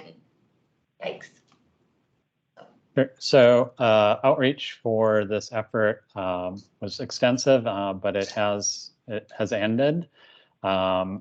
So I mean, Hillary and Diane can talk to that, but as it gets implemented, you know, many of these are going to have to go under their own planning efforts, right? So they are going to require an engagement process through that planning effort. So there will be additional opportunities for to get those people involved. And I think, Joel, more broadly, maybe, you know, the suggestion is looking at if we're stepping up fair housing education and outreach to make sure that we're including students and people under 18 as part of that. I don't know that there is any fair housing education or outreach in the county that's geared towards people under 18. But I think, you know, and kids can be emancipated and they can fair housing, and they're 18 in school and high school. So, well, especially for families where the adults have more limited English and they're receiving information from their children, that could be another avenue to help ensure that we're addressing some of the gap in understanding of fair housing laws and you know, the rights that people have. All right, good suggestion. Thank you. I have a bunch of questions. So do you want to just kind of do one or two at a time, or? Sure, yeah. Okay. Hey, thanks so much for the presentation. Since public comment has closed, are you able to tell us how much public comment you received and how much kind of needs to get worked through?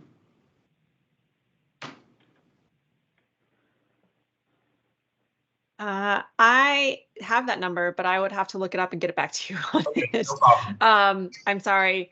I would say I will make the general observation that sort of region-wide, those communities that had that were engaging with our community around housing in general had more comments than those that were not. So, for example, Arlington County, City of Alexandria, and others, I think proportionally compared to some of the other jurisdictions that are part of this plan, had more comments. No surprise, some of those comments were about missing middle, not about this plan. I want to say, no, it's not, and of course the number of comments we received were nowhere in the same universe. I'm sure that missing middle received. So I would say there was probably a couple of hundred comments total, and how many of those were specific to Arlington County, I would have to go back and check, but I'm happy to do that. Okay, awesome. The next one was, I appreciated the focus on increasing the supply of 60%. I know public comment has closed, but maybe for the Arlington specific version, I think many of us on this commission, month after month, we're pushing to get those committed affordable units, on site, or so yeah, it's kind of like half the battle to increase the supply of them. But then also, if we're just concentrating poverty, we end up with situations like Serrano. There's properties in Green Valley, or just different examples across the county. There's great examples in DC and Montgomery County and really across the nation on inclusionary zoning, which I appreciated seeing. And when you grow up and you don't see opportunity around you, you might be led to believe that opportunity doesn't exist for you, or for people that look like you or you don't have the same opportunities as other people. I also think it develops a deeper sense of empathy when we can all live together. It develops greater tolerance. There's so many, great reasons why we have to have us all together and not segregated like we've been for so long. That's more of a comment than a question. And then Hillary, could you tell us, how does Arlington compare to the other governments? We heard you talk about, online comment or public comment participation, but as far as the initiatives that we've taken, are they kind of in line with what the rest of the governments are doing? Are we kind of out in front? Are we behind? How do we compare? I can take this, Hillary. Okay, yeah, okay, thanks. I think you're doing really well. In fact, you have far more county goals than any other jurisdiction. Some were struggling to put down 3 or 4. I think, Jill, I lost count, but there's a lot. I think that you're doing, I liked your comments. When you have a chance to look at the plan, one of our recommendations, and I'm glad your developer friends left, was to have inclusionary zoning on site, because you have these opportunities, and not do it, off-site or payment. We would like to actually disincentivize developers from paying into a fund and providing them on site. So that's a very clear recommendation in the plan. I think you've done some really good zoning work as well. We put in the equity analysis, I think, because of Amazon for one, to really get a sense of how the displacement and gentrification that will be caused by this very large development. We're not anti-development by any stretch, don't get me wrong, but it can be done in a way as a win-win for everyone. Awesome, I love that. And I just want to give a shout out to staff and Joel. Thanks for all that you're doing. I really appreciate kind of hearing that we're on the forefront. I always think that in Arlington, we are so well resourced that we really should be leading the region and the nation. I do wonder, how is Metropolitan Washington Council of Governments collaborating with other regional governments to see if we're in line with industry, best practices, and if we're on the cutting edge of what's happening? I'll just go one more time, Hillary, while you gather yourself, because you have to represent everyone, and I could be a little more biased, right? But I can't tell you how gratified I was to read, Arlington and single family only zoning in the headlines. I mean, that's a really big deal. And our recommendations would, especially with the ADUs, would basically outlaw single family zoning everywhere. I mean, Virginia's a tougher nut to crack than Maryland or DC because of home rule, etc. But you were able to do it, and I just really applaud you. I do a lot of work in California. I wrote the Los Angeles plan, for example, and I just finished Napa and Sonoma. So they're already, as a state, leaps and bounds ahead of other states. But I have to say, Arlington has really been a great leader in fair housing. I appreciate that. Can I keep going? I have a couple more. Sure. Awesome. And also, Hillary, did you have a response to that as well? Well, I was just going to add, I would say that in the lead up to this collaboration, there is, of course, so COG is an association of local governments. There is also an association of regional councils nationwide. And so definitely have been in touch with colleagues at regional councils in Chicago, Metropolitan Area Planning Council, so MAPC in Boston, ARC, Atlanta Regional Commission. These are, and also Mid-Ohio Regional Commission. So these are all regional governments that are doing, interesting regional housing collaborations along those lines. And so I have certainly learned a lot from, and I think this region has also benefited from our conversations with folks in Chicago and Boston and Atlanta. Awesome. Can I just, because this is well timed, so I just want to thank you enormously, because actually I was in the city of Alexandria involved in the 25 years ago, last time you tried to do this, and was also involved in watching these jurisdictions sort of not collaboratively work together and sort of try and pass the poor people around across the border to sort of get rid of them, basically. Back 25 years ago, there was our fair share analysis that was going on that was rather disturbing. So I'm enormously gratified to see it come together at a regional level, because this region is particularly, we've talked about this, that Arlington loses a lot of their potential homeowners because their renters can't afford to buy. So they go out to Loudon, or they go out to far out Fairfax, because that's the only place they can afford to buy. So having this done in this collaborative regional way is hopefully helping us figure out a better way of doing that than just shipping people further out. So thank you very, very much. Just a couple more comments from me, and then I guess one question. On page 17, the goals, I appreciated that we listed them out, but I just kind of felt like they're a little too broad. I think we could have added a little bit more specificity in there. One of the goals was, increase the number of affordable and accessible units. Outstanding goal, but when are we going to do that, and how many units are we going to do it by? And then there's another goal was target deeper affordability.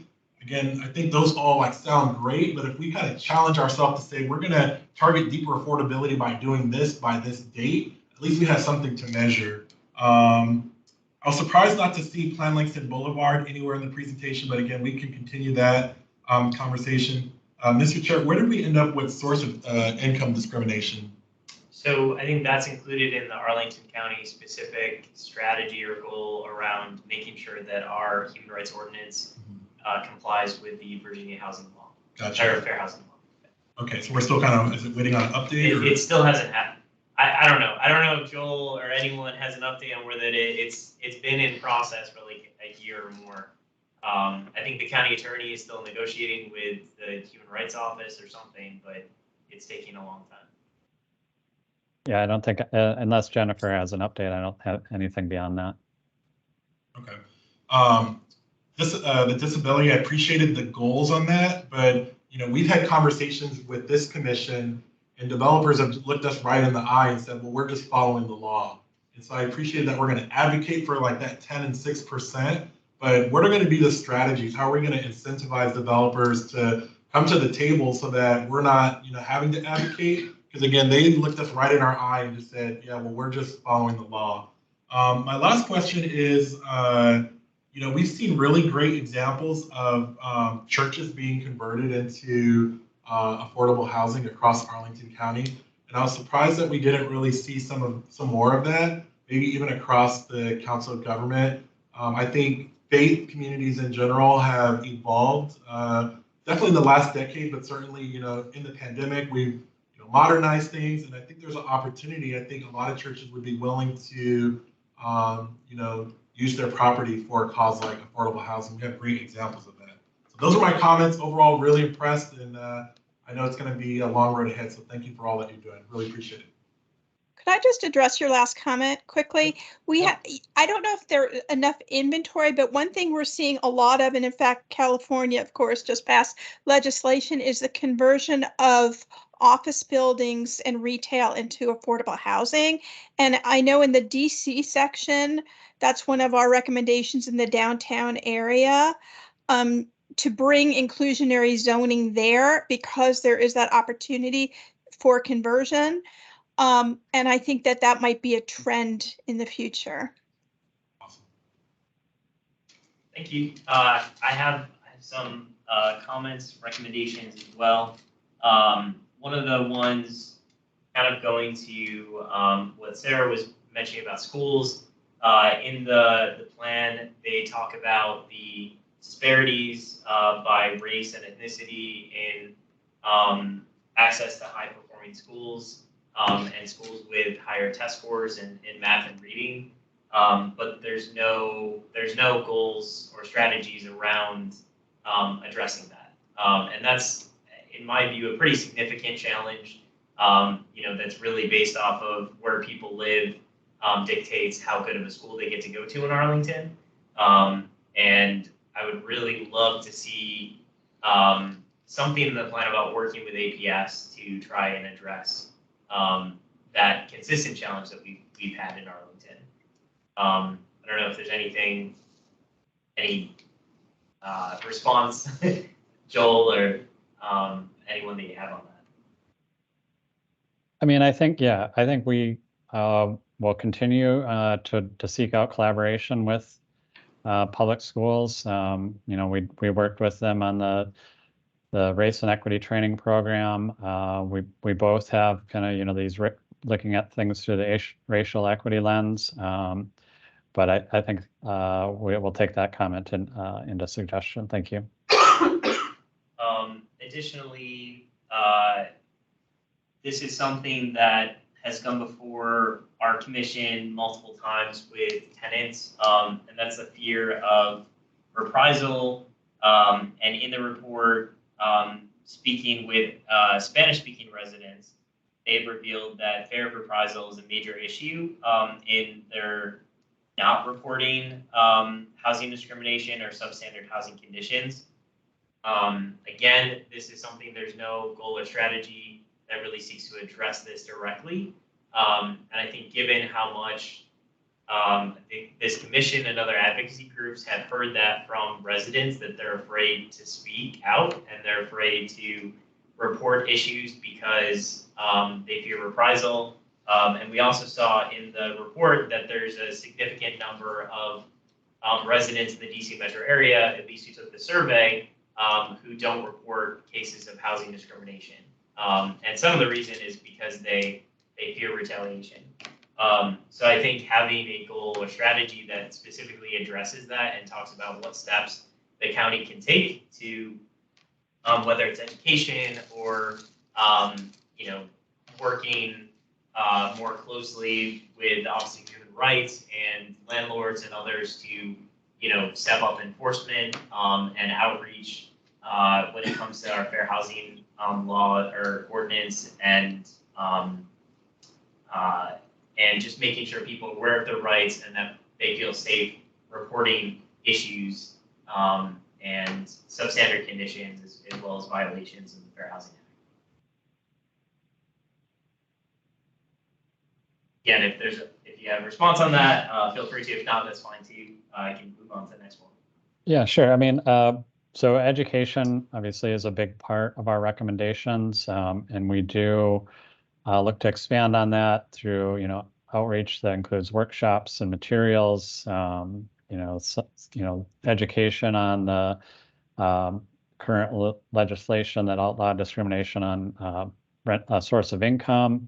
I know, the other thing we work with nonprofits such as Bugata to, if there's, a fear of government, it's sometimes easier to work through nonprofit groups. So we do that as well. But thank you for the comment.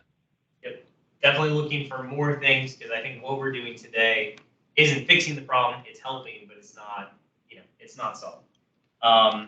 One of the other things, so the county had as part of their draft goals to increase the protected characteristics that are included as part of the fair housing testing. And I think the county, at least in the proposed budget, is planning to do fair housing testing in the next FY24 budget. But the county only included in the plan adding disability to race, ethnicity, and national origin, which are what have historically been tested for in Arlington. And I think the only things that have been tested in the last at least like 10 or so years. There's 11 protected classes in Virginia. I think just adding one more isn't sufficient, especially given that the report emphasizes that source of income discrimination is one of the top discrimination concerns that was raised in the report. I think that the county should at least consider adding testing around that, if not other categories as well, because we know that there's other discrimination that's happening it's good to add disability, but I don't think that's nearly sufficient. So that's another item.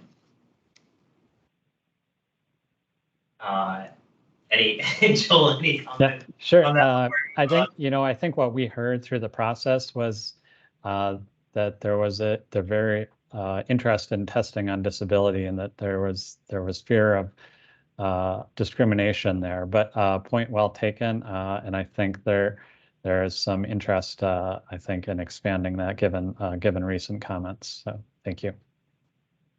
And then I think lastly, the report, I know it was a struggle during the public engagement process to really engage with LGBTQ plus groups in the DC metro region. I know it was a struggle on the advisory committee too, is getting people to serve on that. But it does talk about how, at least from the focus group, that there were a number of concerns that were raised about the specific challenges facing members of the LGBTQ plus community when it comes to housing. So as part of that, it said that LGBTQ plus youth face higher rates of homelessness. Again, Arlington does not conduct fair housing testing based on sexual orientation or gender identity. And then in general, concern that many Northern Virginia localities, including Arlington, are sending LGBTQ plus youth to DC for housing support because the communities like Arlington lack specific specialized programs, whether that's our homelessness services programs or general housing programs that don't offer anything specific to members of the LGBTQ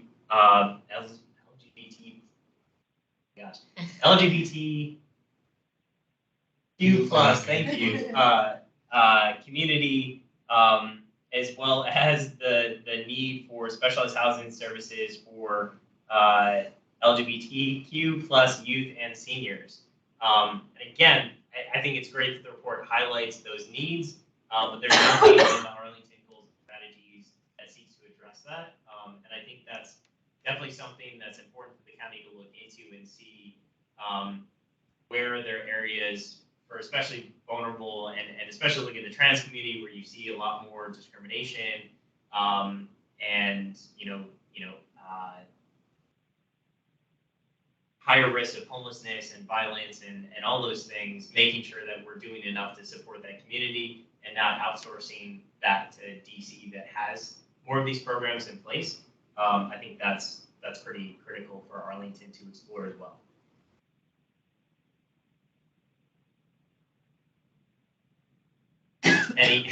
Yeah, sure. Sorry. So I've reached out to the Department of Human Services on this, and they are, looking at updating, their strategic plan to end homelessness. So there are some opportunities to look at, what additional goals or strategies might be needed there as far as any specialized housing that might be needed by that population. Thank you. Any other? Oh, yes, I'm sorry, Doris. Yes, thank you, Mr. Chair. First thing I want to say is, wow, thank you. As far as the regional plan and particularly Arlington, thank you to the COG people and the Lawyers Committee and everybody who worked on it. And thank you, Joel, and your team, because what I see is you listened to people in the civic engagement, and it shows in the plan that you put together, the goals and objectives. And then I want to mention that I did take note of the different jurisdictions, and I would agree with you. Their goals and objectives. I would agree with you that Arlington outstripped everybody in terms of seeing what the need was for a fair housing plan, and somebody is also looking at the proposed AFFA rule that's AFF, the federal proposed rule, because when I was reading that, I kept thinking COG, I kept thinking this region, I kept thinking Arlington. So the one thing I agree with Callan, we have to be testing on more of the groups, but I really appreciate your hearing us about testing for disability, because we weren't being tested, and one of the real concerns is that that in this region, for sure, we aren't at least in Virginia, we aren't enforcing, and our code enforcement is not enforcing the Fair Housing Act accessibility requirements. And unless we test in the state of Virginia when the permits of first occupancy are about to be approved, if we don't test then and for the next 2 years, then violations of the Fair Housing Act are not caught, and it's put in the lap of the person with a disability. And so then I wanted to ask, having looked at the proposed fair housing rule, the HUD rule, coming up, what the process is here going forward. What I mean is, if I understood what Diane said in the listening session that we held for the disability community, once this regional plan is approved, then it'll be used for the next consolidated plan process, and instead of what was the AI, and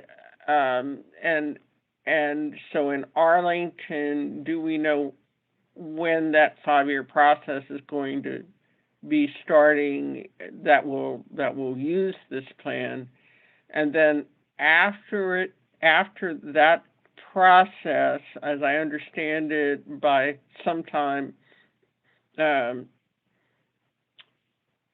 going forward into the next 5 years, that the required equity plan through the rule, the HUD rule, the new HUD rule, will be what we're going to be using to prepare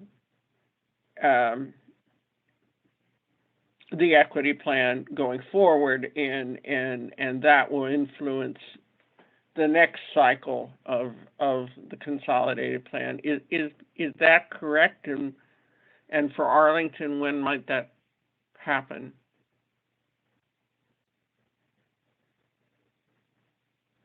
So I can at least jump in that our current con plan goes through 2026. Diane, I don't know if you have information on what that means for us. There's a phase-in period, which can be as late as 2029 for jurisdictions that have completed a plan within 3 years of the final AFFH rule, which is currently out for comment.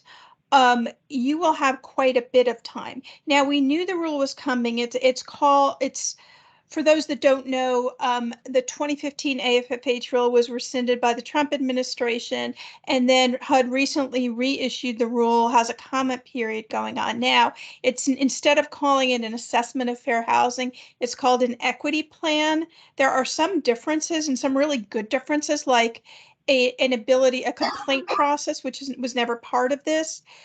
We planned by doing this in the format of an assessment of fair housing. We in fact were more comprehensive than HUD will require in the future.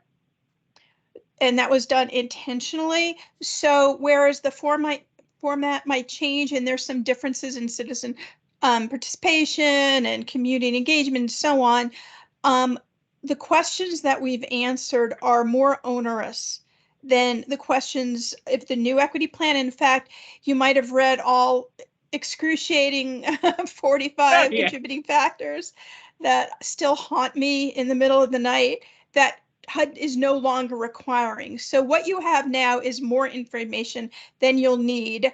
I don't know the exact dates, but assuming the 3 years in the comp plan of 2026, we're probably looking at 2028. And boy, do I wish I wouldn't be working in 2028, but you never know. But so it is going to be quite a ways away. Okay, and the one question that I had also that I made comments on was the fact that there was a regional goal regarding increasing the percentage of accessible and affordable units, but accessible units, and the word public housing or publicly sponsored housing was used. And what's happening is right now two things. One is just for the Commission's information, the Virginia Department of Housing and Community Development is going to have a public hearing on Friday, April 21. And if you don't already have it, I can send the announcement that I got today. And sounds like they're using the old process, but this is when they're doing, this is the year, I guess, for their 5-year plan. And my understanding is they'll have to come under the new HUD rule. But is that the place, Diane, where we would go if we were encouraging what I think is the simplest and most eloquent way of increasing the percentage of accessible units, which is to modify the building code in Virginia to increase that percentage, preferably at 10%, because we've got a lot of time to make up in terms of having a stock of accessible housing. But what involvement do you think we should have with the state process this year? And I will say that I was at a meeting of the State Legislative Disability Commission on Tuesday, and they are actually looking at this issue of the stock of accessible housing and other housing related matters for legislation that could come up next year in the General Assembly. So, well, I encourage you to take that's that. what that's why I want to see that in our plans, that goal, or objective. Well, because it would require a state process. We're trying to limit our plan to what we can do, as a jurisdiction and a region, because we don't have I personally have no control of what the state of Virginia does, and it doesn't mean you stop the advocacy, but we wanted to have goals that were measurable, that we're able to achieve versus a state goal. So that was our purpose. I certainly encourage you. I mean, and I worked in the Santa Monica plan, and we were able to double the percentage of set aside units for both the set aside units, and we changed the building code, but that's because it was a city building code. We didn't have to change the California building code, which would be a much heavier lift, as it will be in Virginia. So it would be similar to Atlanta and the state of Georgia? They have their own building code, right? Yeah, you would go to where if there's a Virginia building code that needs changing, that would be a state process that is really outside the scope of this.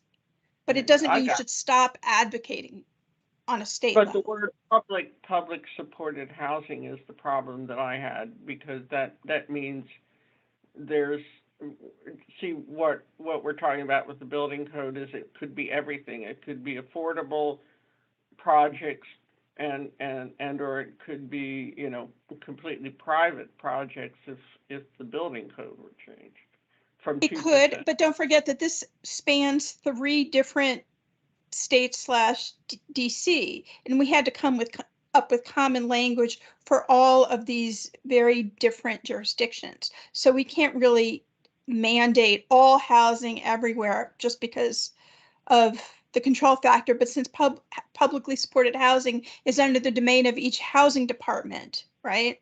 That gives more control at a local level than housing generally. So the last thing I'll say is that I saw in the HUD proposal, though, that it is it's discriminatory. There'll be policies that might be in state law or state ordinances that, as well as local laws and ordinances, that may need to be changed in order to provide equity on any number of issues. And it looks like they are saying that it is one of the important goals and objectives that would be appropriate in the new equity plans. Well, if the state wants to hire us, which I would be very surprised about, you know, we're happy to advocate for state policies, but that's really, they will be responsible for affirmatively furthering fair housing at a state level. That's sort of outside this process. Well, thank you for that. Thank you, Doris. Nikki, did you have a question? I'll just, will there be a HUD comment period? Like, what's their goal? Is this or reality? Sorry, can you repeat the question? Yeah, well, I'm just kind of curious, like, what is HUD's role in this? If you have to submit the plan to HUD, like, will there be a HUD comment period, or do they just approve it as like a formality? So yes, we do need to submit the plan to HUD. I'm not sure if they are, it's not, we technically don't have to do it at this point until the rule goes into effect, but we are coming together as a region because it's the right thing to do. So HUD doesn't necessarily approve it right now, correct, Diane? They don't. However, HUD is looking at this plan as sort of a model for the future equity plans, and it is the largest regional plan to date. HUD has been at the table since day one, and they very much want to see this plan and use it as an example for other jurisdictions. And then, so I haven't read it yet, so I'm gonna limit my comments so far. But, so there's a 5-year implementation period, so does that mean all of the goals are expected to be achieved in 5 years, or do some of the goals have specific different timeframes? You will have to report on the progress of the goals in your annual plan, and Jill, feel free to jump in. So it will be monitored on an annual basis, but since your con plan, it usually is the period of a con plan. I mean, Arlington, you recently submitted a fair housing plan not that long ago. No, it's been some time since we submitted one, so. Okay, so some haven't submitted it in 10 years. I know that in some, like, in a longer period than that. And I know for DC, it was submitted, 6 years ago, because we worked on it 5-6 years ago. So it's a little bit of no man's land right now because the rule isn't in effect. And currently, the only requirement is to conduct a analysis of impediments, which has virtually no guidance since the rule was rescinded. So we're sort of on the fly, but once it's submitted, Jennifer and Joel will need to report on the progress in their annual plan and have another one, you know, after the next consolidated plan. Okay, thank you very much. Any other comments or questions before we entertain a motion. So this is for action. My recommendation would be, and I tried to jot down the comments that we had, to make a motion to recommend approval to the county board of the plan. I mean, I know it's not in final form yet, but at least Support for it. yes, support for the plan, and then just include our recommendations. I can briefly recap what those are based on what I heard, if people think anything is missing. So the first one, include fair housing education / outreach to APS students. Second, add more specificity around some of the goals, specifically referencing deeper affordability, as well as more affordable housing creation. Also having strategies around more accessible units. Working with churches on, that's number 4, working with churches on affordable housing. Number 5, collaborate with APS and on disparity on access to high-performing schools. 6, add additional fair housing testing areas. 7, add a goal or strategy around addressing fear of retaliation from tenants. 8, add a goal or strategy around addressing LGBTQ+ housing services. What I would like to add where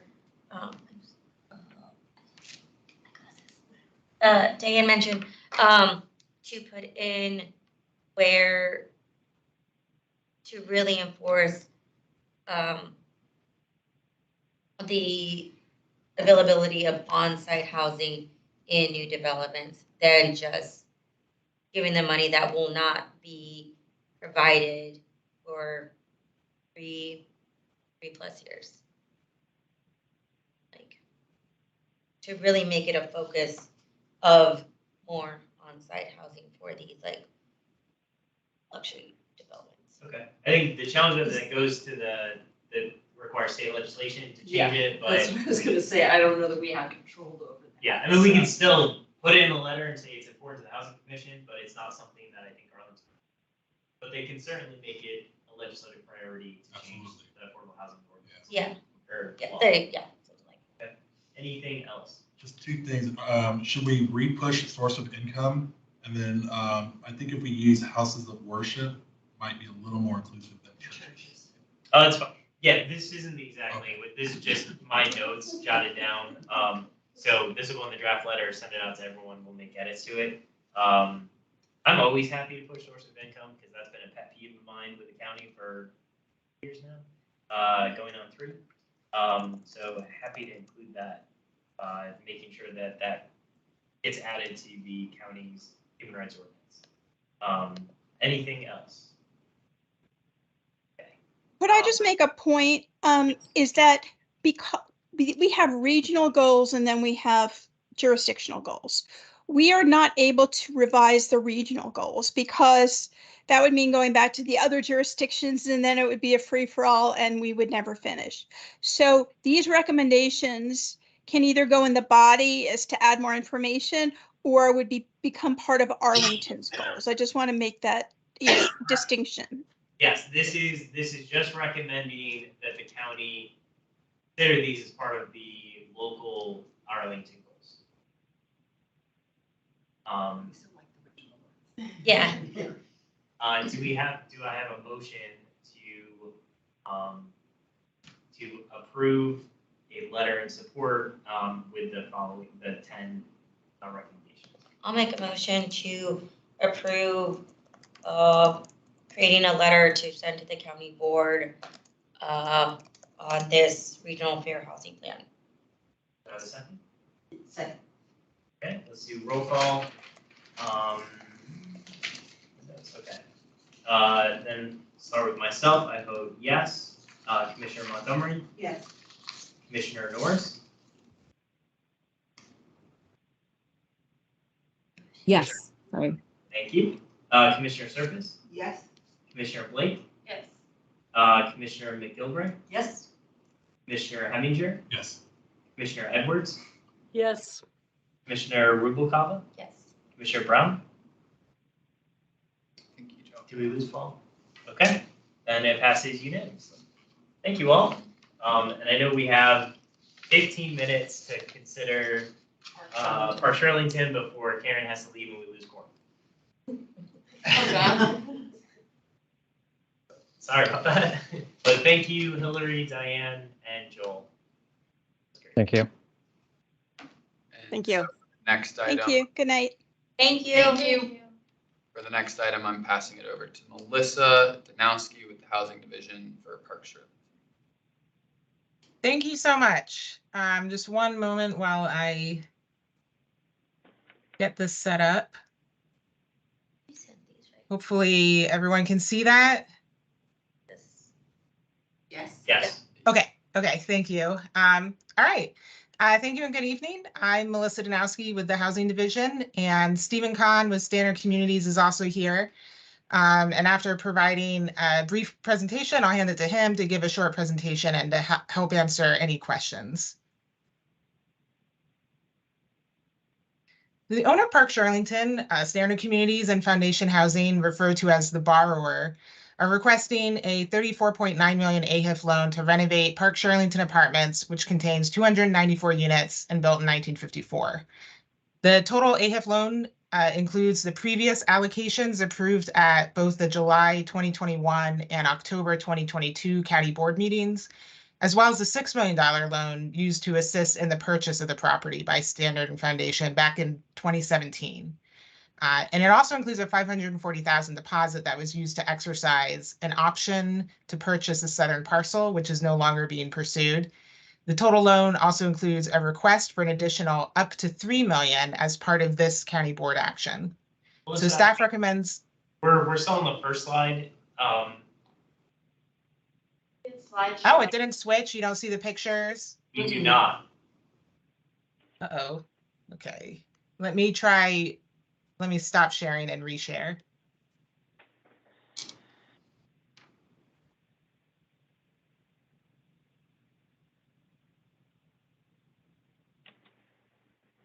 There we go. Oh, yes. Thank you. All right. So in order to not mess with it, I might have to leave this little box up here, but all right, hopefully this will work. 1 second. So I think I was just at the end of this, which is that staff recommends approval of the up to $3 million AHIF loan allocation and associated loan documents for the $34.9 million AHIF loan, as well as an additional TAF allocation of $181,000, which is in addition to the $124,000 approved at the July 2021 meeting. Do you now see a map? Yes. Yes. Okay. And as a reminder, sorry about that. As a reminder, the site is located at 4510 31st Street South in the Fairlington neighborhood. It's bordered by Fort Reynolds Park to the west and the Arlington County Trade Center to the north. I-395 is located to the south of the property. Okay, so in this table, you can see the sources and uses for the proposed renovations at Park Arlington and the changes since October 2022, which is when this last came before the county board. The anticipated costs or uses are on the bottom part of the table. So some costs increased while others decreased. For example, construction costs decreased by about 3.1 million. And the decrease is largely attributable to updated pricing from subcontractors. The updated pricing removed excess cushion that was in the October bids due to the uncertainties of when renovations would begin. And in addition, there were modifications to the construction scope, which helped reduce the anticipated financing gap, which was due to increased interest rates, which I'll get to in a moment. Examples include carpeting in the bedrooms, as opposed to vinyl tile, and repair of a pool fence rather than replacement, to name a couple. And the project will continue to meet Virginia housing and county renovation standards. Although construction costs decreased, there was an increase in other costs since the October 2022 county board meeting, including the project and debt reserves, which increased, and acquisition costs increased. But please note the increased acquisition costs is due to changes in the financing structure and increased costs associated with the transaction. The purchase price did not change since October 2022 and is still $85 million. And lastly, the developer fee increased by 1.28 million to a total of 4.28 million fee. The developer fee serves as a contingency for the project budget and is typically sized to reflect the size and complexity of the deal. In this case, the developer fee, which was sized in 2021, is below what staff would likely size it today and also below what the tax credit investor is requiring. Specifically, the cash developer fee, or what the borrower would receive at closing, of 2.5 million, or approximately 8,500 a unit, is still below the average cash fee per unit for similar projects since 2016, which was 19,000 per unit. So in return, the borrower will be responsible for any additional gap of unforeseen costs post-closing and during construction. And so there are also changes in the project's sources since October 2022, and the most significant change is a 7.1 million reduction in the senior mortgage, which was due to rising interest rates. Although the low-income housing tax credit equity increased by about 1.4 million to help offset this mortgage reduction, there was still a 6.1 million financing gap since that October meeting. And staff recommends an up to $3 million additional AHIF allocation to help fill this gap. And then the borrower will contribute the remaining up to 3.1 million through an increased seller note to the project. And if there are any improvements in the tax credit equity available to the project or other cost savings prior to closing on the additional up to $3 million AHIF loan, the county and Standard will equally reduce the amount of AHIF and their seller note that would be needed for the project. In addition, any gap over 6.1 million would be funded directly by the borrower, and in no circumstance will the additional AHIF needed for the project exceed the up to 3 million allocation request. So in total, the borrower is requesting a 34.9 million AHIF loan. And other than the increased AHIF loan amount, the AHIF terms reflect the AHIF loan terms approved at the October 2022 meeting. And it will have a 40-year loan term at a 0.5% interest rate. And repayments are from residual receipts cash flow, which will be split 50-50 with the developer. And the borrower proposes a renovation method that would allow all existing tenants to remain at the property during renovations. It is anticipated that any individual unit may take approximately 3 weeks to renovate, and the renovations are going to be phased. And there was a tenant relocation plan that was approved at the July 13th, 2022 county board meeting. And consistent with the county's TAF policy, a tenant assistance fund policy, TAF will be available for all eligible households at the existing Park Arlington apartments. At the July 2021 county board meeting, a $124,000 TAF was approved. And since that time, the 60% AMI levels have increased about 10.3%, which impacted those estimates and did result in an additional allocation request of about 181,000. Because the tenants would remain on site during the renovations, the TAF would be used to assist eligible residents in paying any increases in rent for 2 years post renovations. In terms of the timeline and pending approval of the staff recommendations by the county board, finance closing would occur in late April or May 2023. So this April or May, and renovations will occur this summer and take approximately 2 years to complete. And to conclude, staff does recommend approval of the updated loan documents and an additional up to $3 million AHIF allocation towards the renovation for a total 34.9 million AHIF loan, as well as an additional $181,640 in TAF funds. Thanks, and I can now turn it over to Stephen Kahn with Standard. Thanks, Melissa, and thanks to everybody for being here. I know it's getting a little late, so I'll try not to drone on too much. I think many of you have heard from me before. We've been involved with Park Arlington for a little over 5 years now, always in coordination and participation from the county. So appreciative of everyone's support of what we've been trying to accomplish here of converting or creating 294 committed affordable units from what is currently a naturally occurring affordable property, but with no long-term rent protections and no viable path towards an extensive renovation that would also preserve affordability. Given that I believe there are some new members of the commission, I'm going to, if okay with you, run through just a handful of slides, many of which will touch on similar themes as Melissa just talked about, but also sharing a bit about Standard and what it is we do and our plans for the property, and then I'll open it up for questions, as I'm sure there will be many. Just share my screen here. Can you all see my screen? Yes. Wonderful, thank you. So as I mentioned, we've been involved for a bit over 5 years, starting in, I guess it was late 2016, early 2017, when the property came to market. It was a brokered process, and Standard, we are focused almost exclusively on the creation and preservation of affordable and workforce housing. So we looked at this a little differently than most folks who saw this, tremendous 16-acre parcel in a transit-oriented location in Arlington, and said, wouldn't it be great if we could convert that to affordable housing, as opposed to saying, how can we, renovate it and raise rents? So we approached the county thinking that they would be like-minded, and found them very receptive. And we were able to work out a deal with the county where they provided some subordinate financing to help us kind of play at the level where the more traditional value add players were, and were able to acquire the property. At that time, we agreed to put income and rent restrictions in place for all incoming residents, and work towards a long-term committed affordable deal, which is what we've been doing through various different iterations. Looked at increasing density without giving up the affordability, looked at some new development at the property, again, without displacing folks permanently, and always keeping at least 294 affordable units there. Some challenges in the zoning code and other procedural issues precluded that, and we ultimately kind of went back to the drawing board and settled on a renovation of the existing property, as well as a long-term commitment to affordable housing. So 30 years through the Virginia Housing Regulatory Agreement, 75 years as a condition of the county's loan.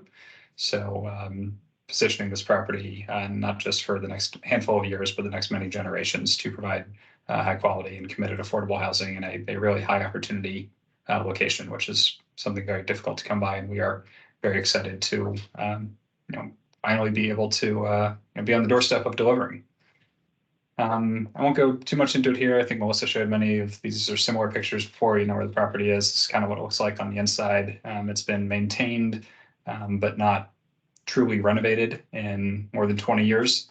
Someone called it classic condition. I think that's probably a bit generous. The property needs rehab. We know it. We're excited to deliver it. The residents know it. We hear it from them often. So we're excited to get in there. On that rehab, when I say comprehensive, it is not hyperbole. It's really difficult to think of an area of the property or an area of a unit that is not going to be materially improved by what is planned. Unit interiors, all the things you typically think of and are most requested by residents, but also the stuff that makes those unit interiors habitable. A nice kitchen and new floors isn't great if your air conditioning doesn't work, or if you've got cold coming through the windows. So HVAC and windows and roofs and facade and plumbing and electrical system upgrades, all in scope, trying to make the property feel a bit more welcoming by modernizing the laundry rooms and rehabbing the pool and the pool areas, the stairs, the landscaping, really every element of the community space. In addition to building a community building just north of 31st Street.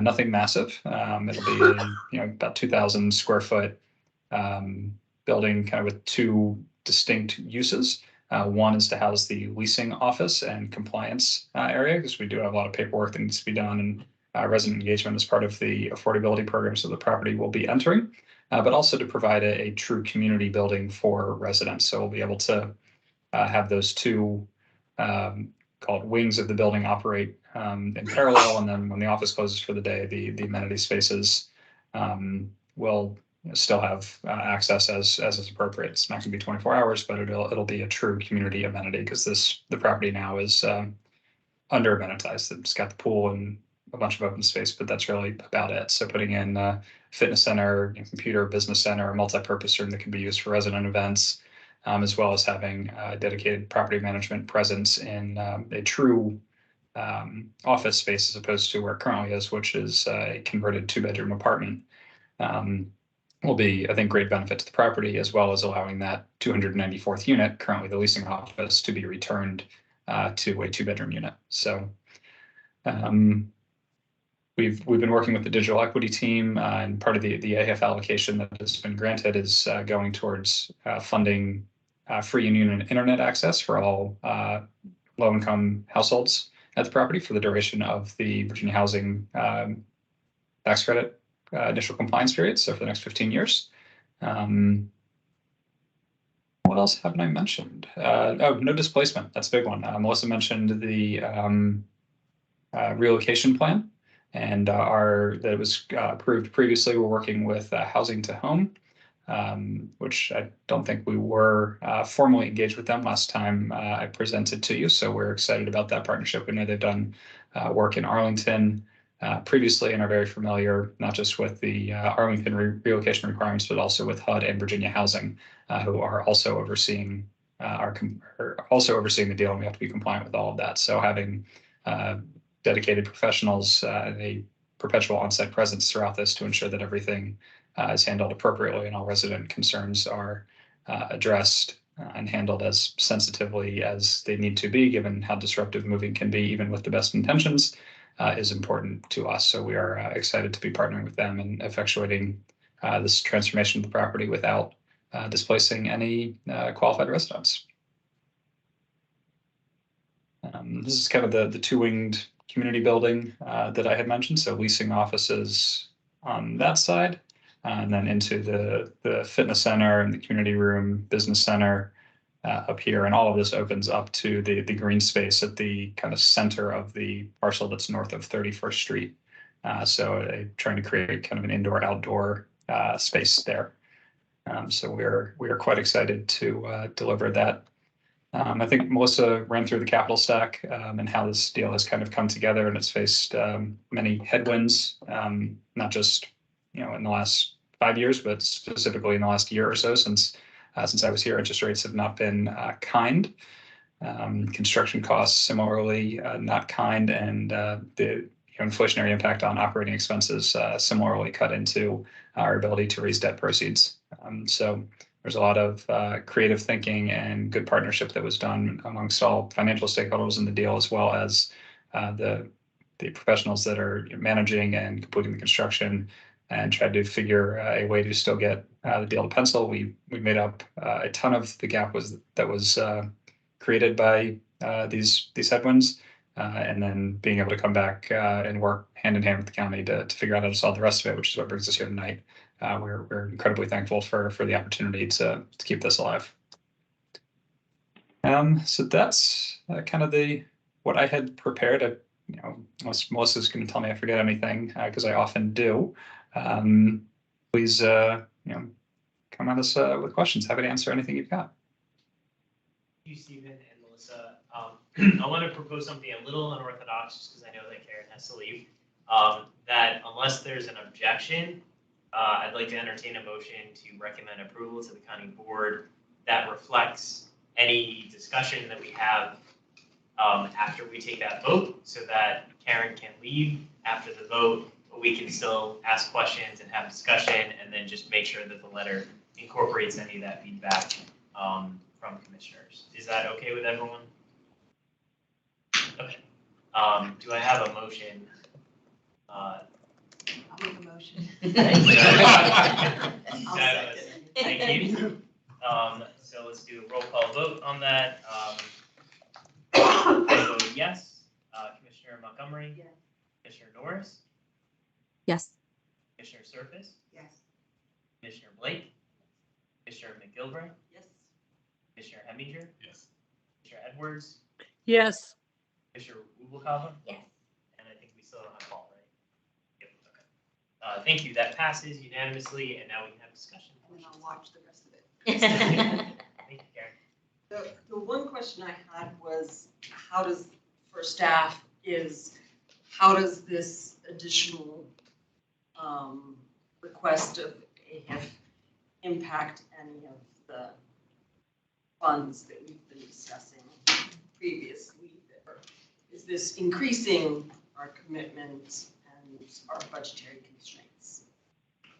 Melissa, can you speak to that? Yes, there is. There is enough in unallocated affordable housing investment funds to proceed with the up to 3 million AHIF allocation. And I do want to note that that's the max. If there are improvements in the equity available to the project or other cost savings, the amount that's actually dispersed could be less than that.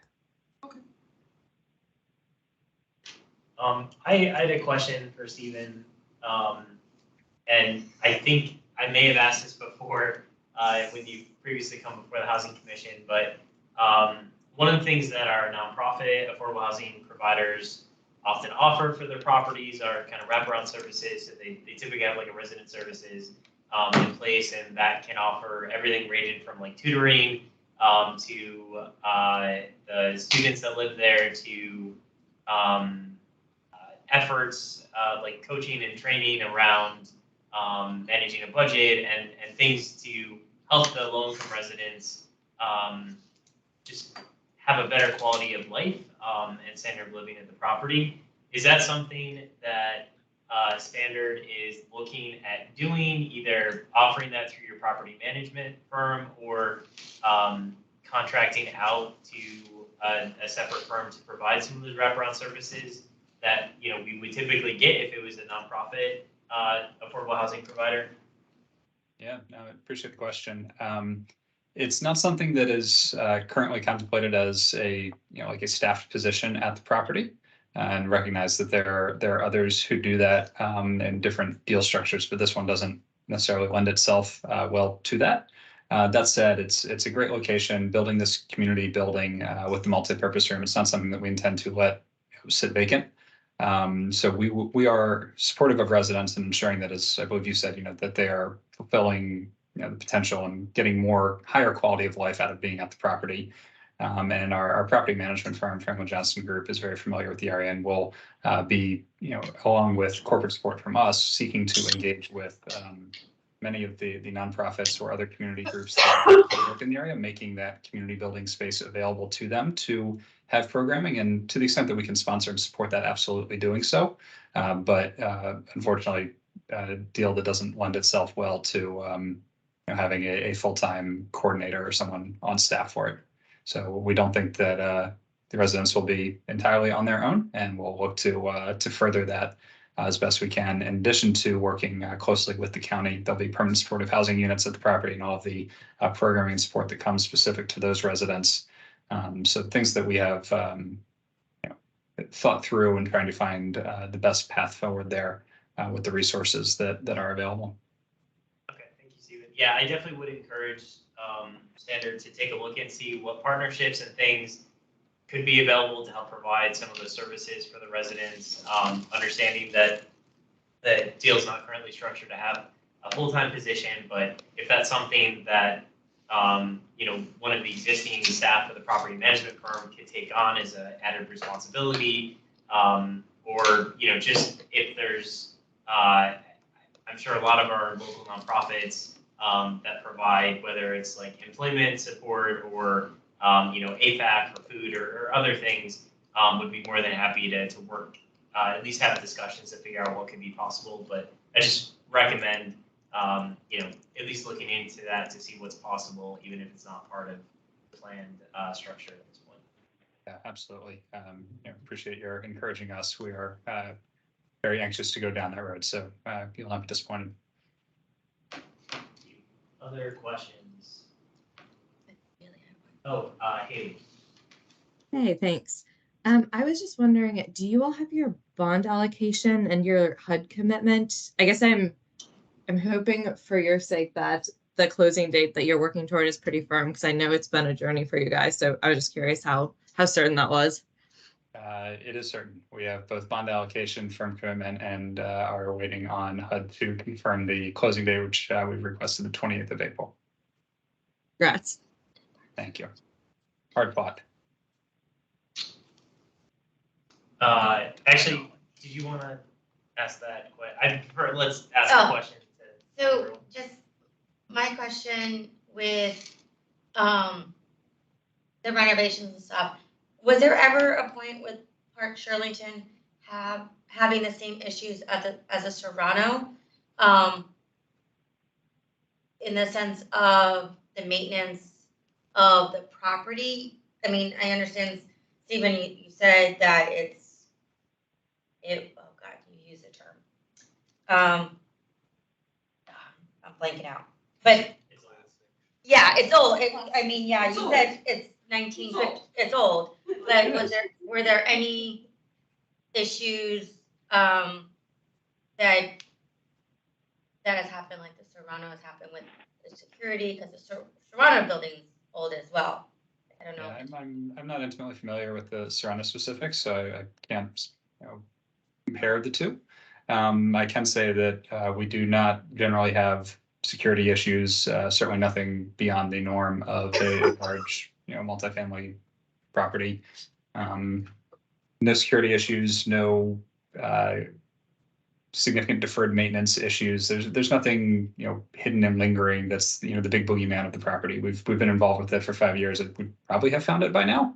As part of our existing county involvement as on the lender, they're in there inspecting as well to make sure that we're being honest and keeping the property where it needs to be. So it's always room for improvement. We're excited to improve it because it's it feels like a 1950s property that's been maintained but not deeply invested in. So we're very excited to get what it deserves. Thank you. I have 3 questions. I heard you talk about adding carpet, and it might just be my personal opinion, but I was just wondering why we decided to go with carpet over, I guess I heard like vinyl as well. That seems to be like the industry standard. There's currently carpet throughout. So we had been hopeful of doing vinyl, luxury vinyl throughout. It's based on a combination of factors, one being cost and the other actually being a good bit of resident feedback.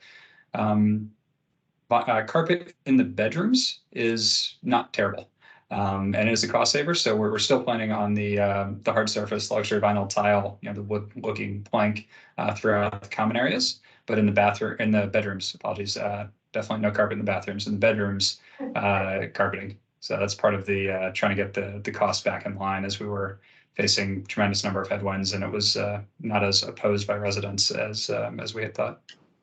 No. And then I was wondering, when they did the 95 like HOV lanes, they added the sound barrier all the way up and down on both sides. But then for some reason, like this low income property didn't get the sound barrier. So I just wonder, will like the renovations include that, or do you have any information on why that wasn't put there when they did that? Or I wish I had a great answer. I was surprised and disappointed when they stopped right along 395 just for the property, and we reached out to the state to try to get an answer and see if a decision could be reversed. But the ship had sailed. We had not been involved early enough in it. So an unfortunate situation there. But as part of your, as I mentioned, there are a lot of eyes on this renovation project. Virginia Housing, HUD, and the county all have their standards.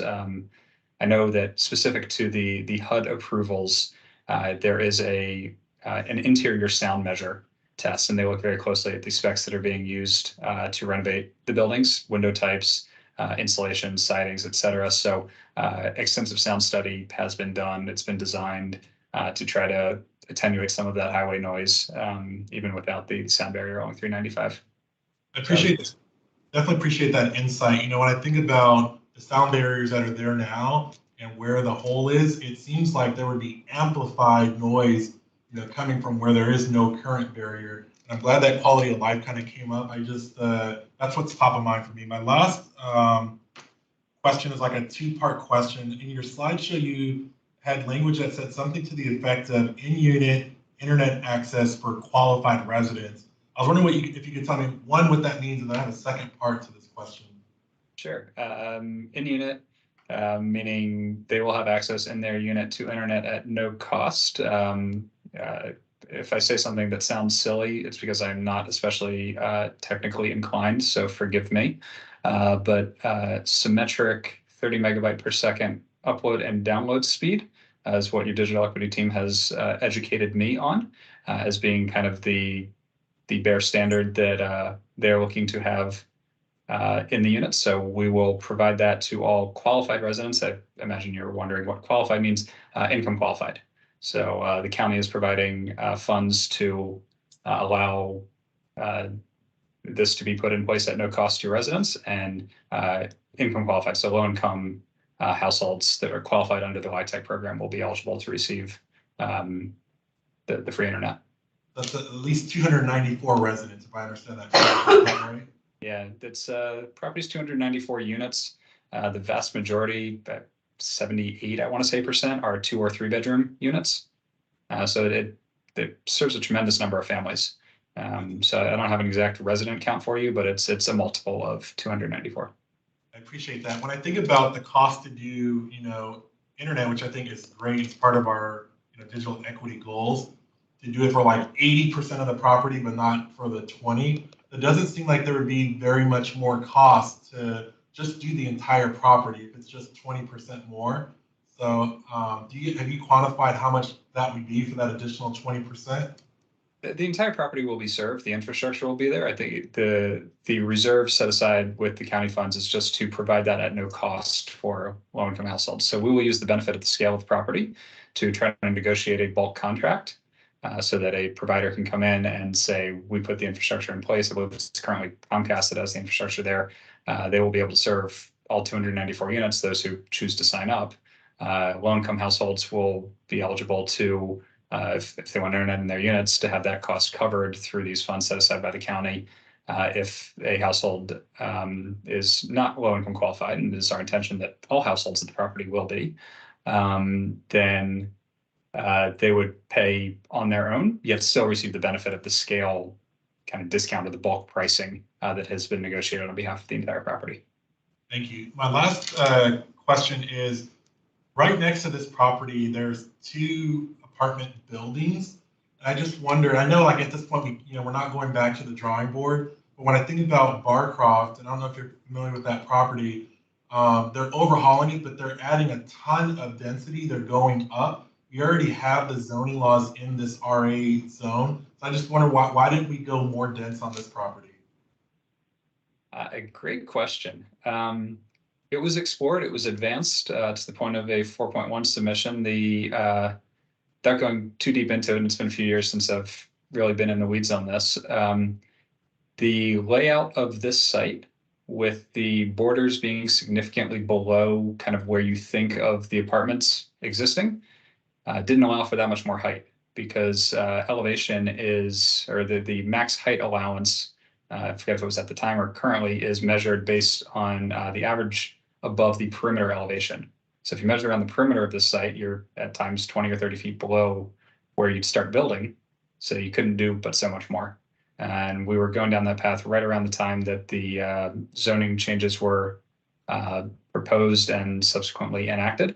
And I believe there was, after that, a modification to them. But in that window between when they were passed and when they were modified, we just unfortunately ran out of time and ability to continue hanging on without a clear direction forward. So I had to pivot to the renovation. Gotcha. I mean, it just seems like in a landstrap county like Arlington, I know, again, we can't go back. It's just, in my opinion, such a missed opportunity. We've already voted yes, but, we need housing. I think it's a crisis, and yeah, I definitely think there's a missed opportunity with the land use there. But thank you for your questions, or answering my questions, I should say. Thank you for the thoughtful questions. I want to piggyback off of what Michael said, as far as like the housing. Do you trying to get my words together? Do you partner up with the local? I know it used to be called, I think it's called Pathway Forward or Pathway.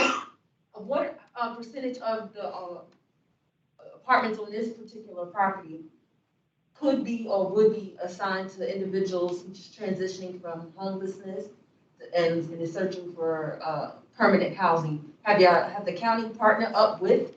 Is it called Pathways? Pathways. Or Path Forward, maybe. Pathways, because it used to be called something else.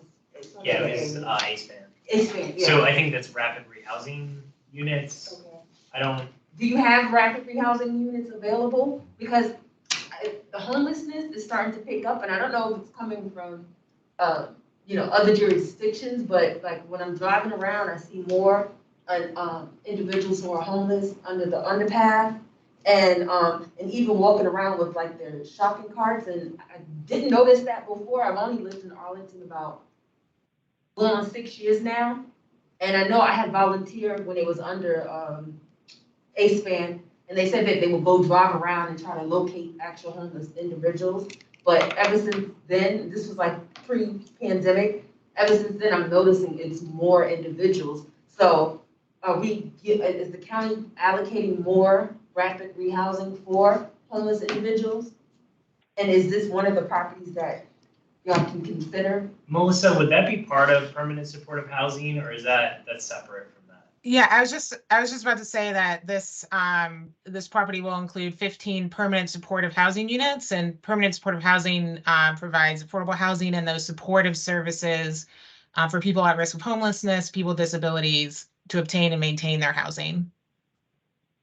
Okay, I get it to support those, but individuals who are homeless, 9 out of 10, they're lacking the income. So would they have to go through the whole traditional path of like going to get Section 8 housing, different things like that? Because if you're already homeless, getting affordable housing, when that's considered like, I don't know, rent is like $1,300. Like if they could, they would have. So like, how do y'all bridge that gap for people who don't have jobs and are living on the street? I think that's more a DHS question. Yeah, then it's CPHD, unless you guys know the answer to that. But I know DHS, I think, contracts with affordable housing providers to offer units for formerly homeless individuals. But I don't think that's typically baked in at the deal stage. But honestly, I don't know enough about how they get those units. Yeah, DHS works with a variety of partners and has referrals. So there'll be 15 permanent supportive units at the property, and so DHS will help to get those filled. And there is a rent subsidy associated with that. So if the units are up to 60% AMI, and the person who's being referred, doesn't make that, there'll be a rent subsidy provided by their DHS program to help fill that gap. Is that a question we could get a specific answer from DHS on? The units where we do rapid rehousing for unhoused individuals, like how do they get those units to do that? Like, what is that process? It is through, so SIDSAC, which I sit on, has role with that. And it's a referral basis from a variety of different entities, Path Forward being one of them. But yes, so the county designates where those particular slots are, and then they fill them as they become available through referrals. As they come available, so there's no availability, then people are just still left out. Correct, yes. Well, or in a That's the shelter. problem. Yes. Well, the shelter here, they don't have that much space. Yeah, I volunteered there, they don't have that much space. So I'm just like, we have to, this is the housing commission. And me personally, I just think that it's important that we always talk about affordable housing. And when we look at that's why I asked about how much these new apartments are gonna be and what do you consider affordable? Like, what is affordable to you? Because you make $100,000 is not affordable to a person who's homeless and lives on the street and don't have any income. It's set at for affordability. That's not realistic. Correct, no, but I'm saying And that's a bigger issue that's that the Arlington has, definition Yeah. of affordability. We don't build a lot of deeply subsidized units because they're very expensive. There's efforts to get, like at Barcroft, I think we were briefed on that, but they're trying to set aside a certain portion of the Barcroft units for 30% of AMI, so the very low, or is that extremely low? That's income? called, that's very low. Yeah. And so Extremely low, there's- below 30. Arlington has a huge shortage of 30% AMI and below, which is typically where if we had public housing, that would serve that population. Our housing grants and housing choice vouchers also go to generally that population, but our housing grants and housing choice vouchers, I think, are about a little over 3,000 total, and we have about 10,000 households that are at 30% of the AMI are below. So there's a lot of people who aren't served by the existing programs that are on this. But So how do we bridge that gap? What is the county doing to bridge that gap? That is a bigger discussion that I think Park Arlington property can answer. Right, no, I just have one question. Sorry, Stephen, you said that the renovations are, well, it says it will start this summer, right?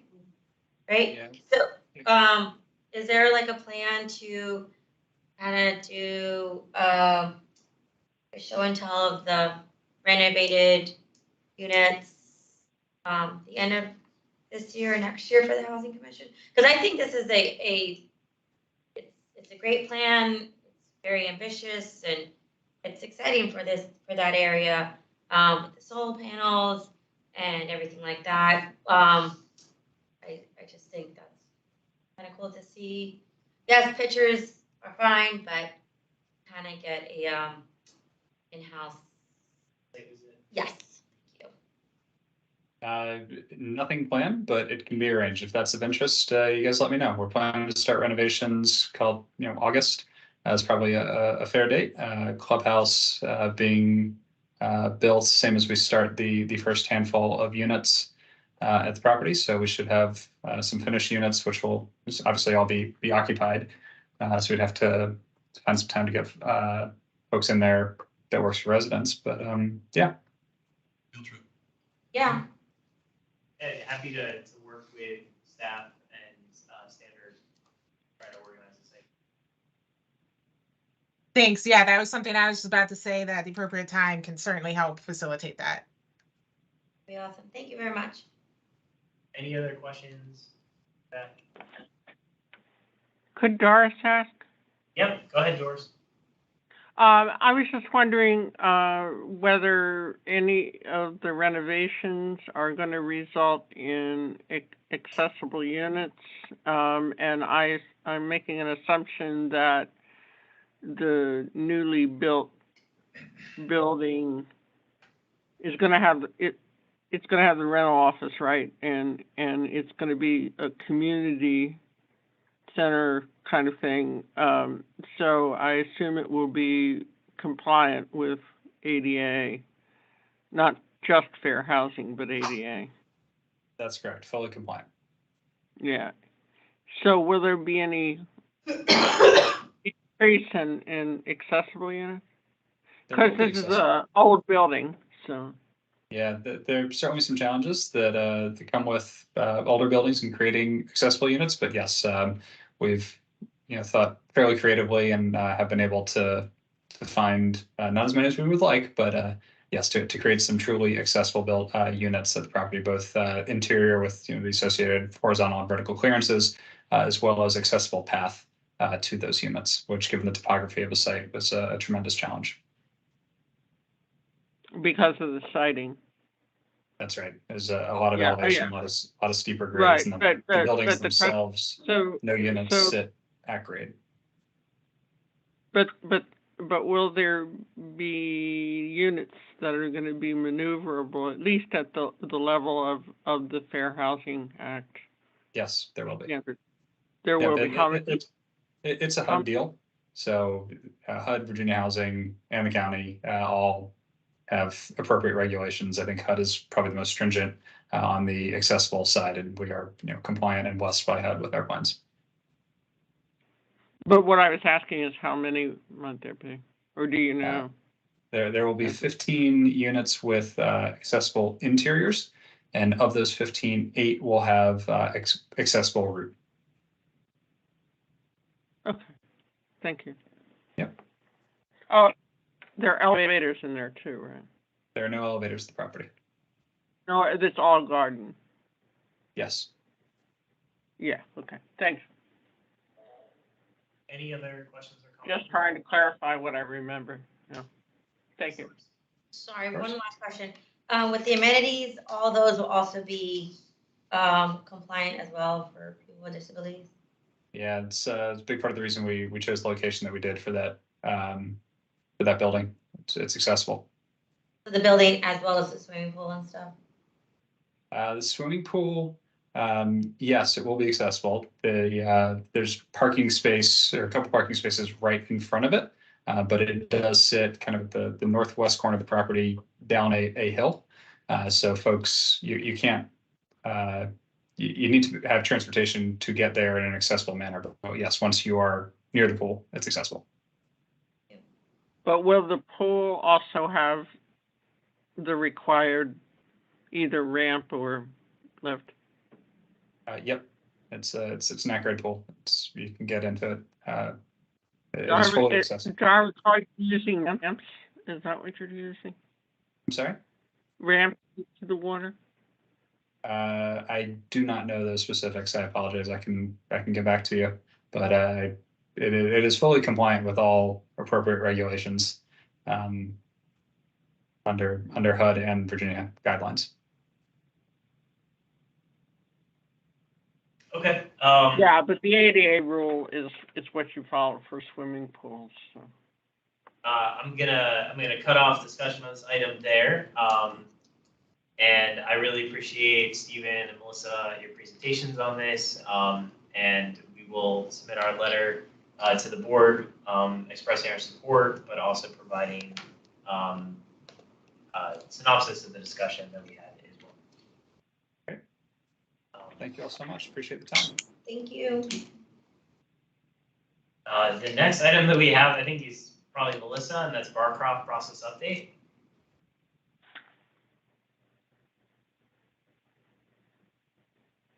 Yes, that's me. Thanks again for bearing with me for a moment as I try and start. Hopefully, can everyone see the slideshow? Yes. Okay. Okay, so thank you again for having me here today. And I'm the General County Project Coordinator for Barcroft. Even though I'm the overall coordinator, there are different staff leading different aspects of the project. And I do have with me Mark McCulley with Arlington Economic Development, who's leading and coordinating we're calling the Master Financing and Development Plan aspect of this project, or the long-term planning for the overall site, in case there are questions about that. And David Hillday from the Jared Lynch team is also here to help answer any questions. And did you see the slide change? Yes. Okay. So I did want to come here tonight to let you know of a process update for Barcroft. But first, I'd like to share some background information as a refresher. Back in December 2021, Jared Lynch purchased Barcroft Apartments with the assistance of a $150 million loan from the county and a $160 million loan from Amazon. And the units are restricted up to 60% AMI for 99 years, which is the longest affordability term in the county's portfolio. And since the time of acquisition, Jared Lynch had worked on their Master Financing and Development Plan, which was submitted to the county on October 29th, 2022. And the Master Financing and Development Plan, or call it MFDP for short, is a high-level overview of some of the planning, land use, and affordability concepts. So county staff is now in the process of reviewing the MFDP and long-term planning concepts that would go through a public engagement process and ultimately county board consideration. And as county staff and Jared Lynch continue to work on long-term planning for the site, Jared Lynch has agreed to move forward with advancing an initial renovation project of approximately 100 homes at Barcroft Apartments. And this will allow Jared Lynch to begin to deliver renovated, upgraded homes for existing Barcroft residents. And the renovations would include items such as updated bathrooms and kitchens, new and unit laundry, as well as upgrading HVAC and other systems.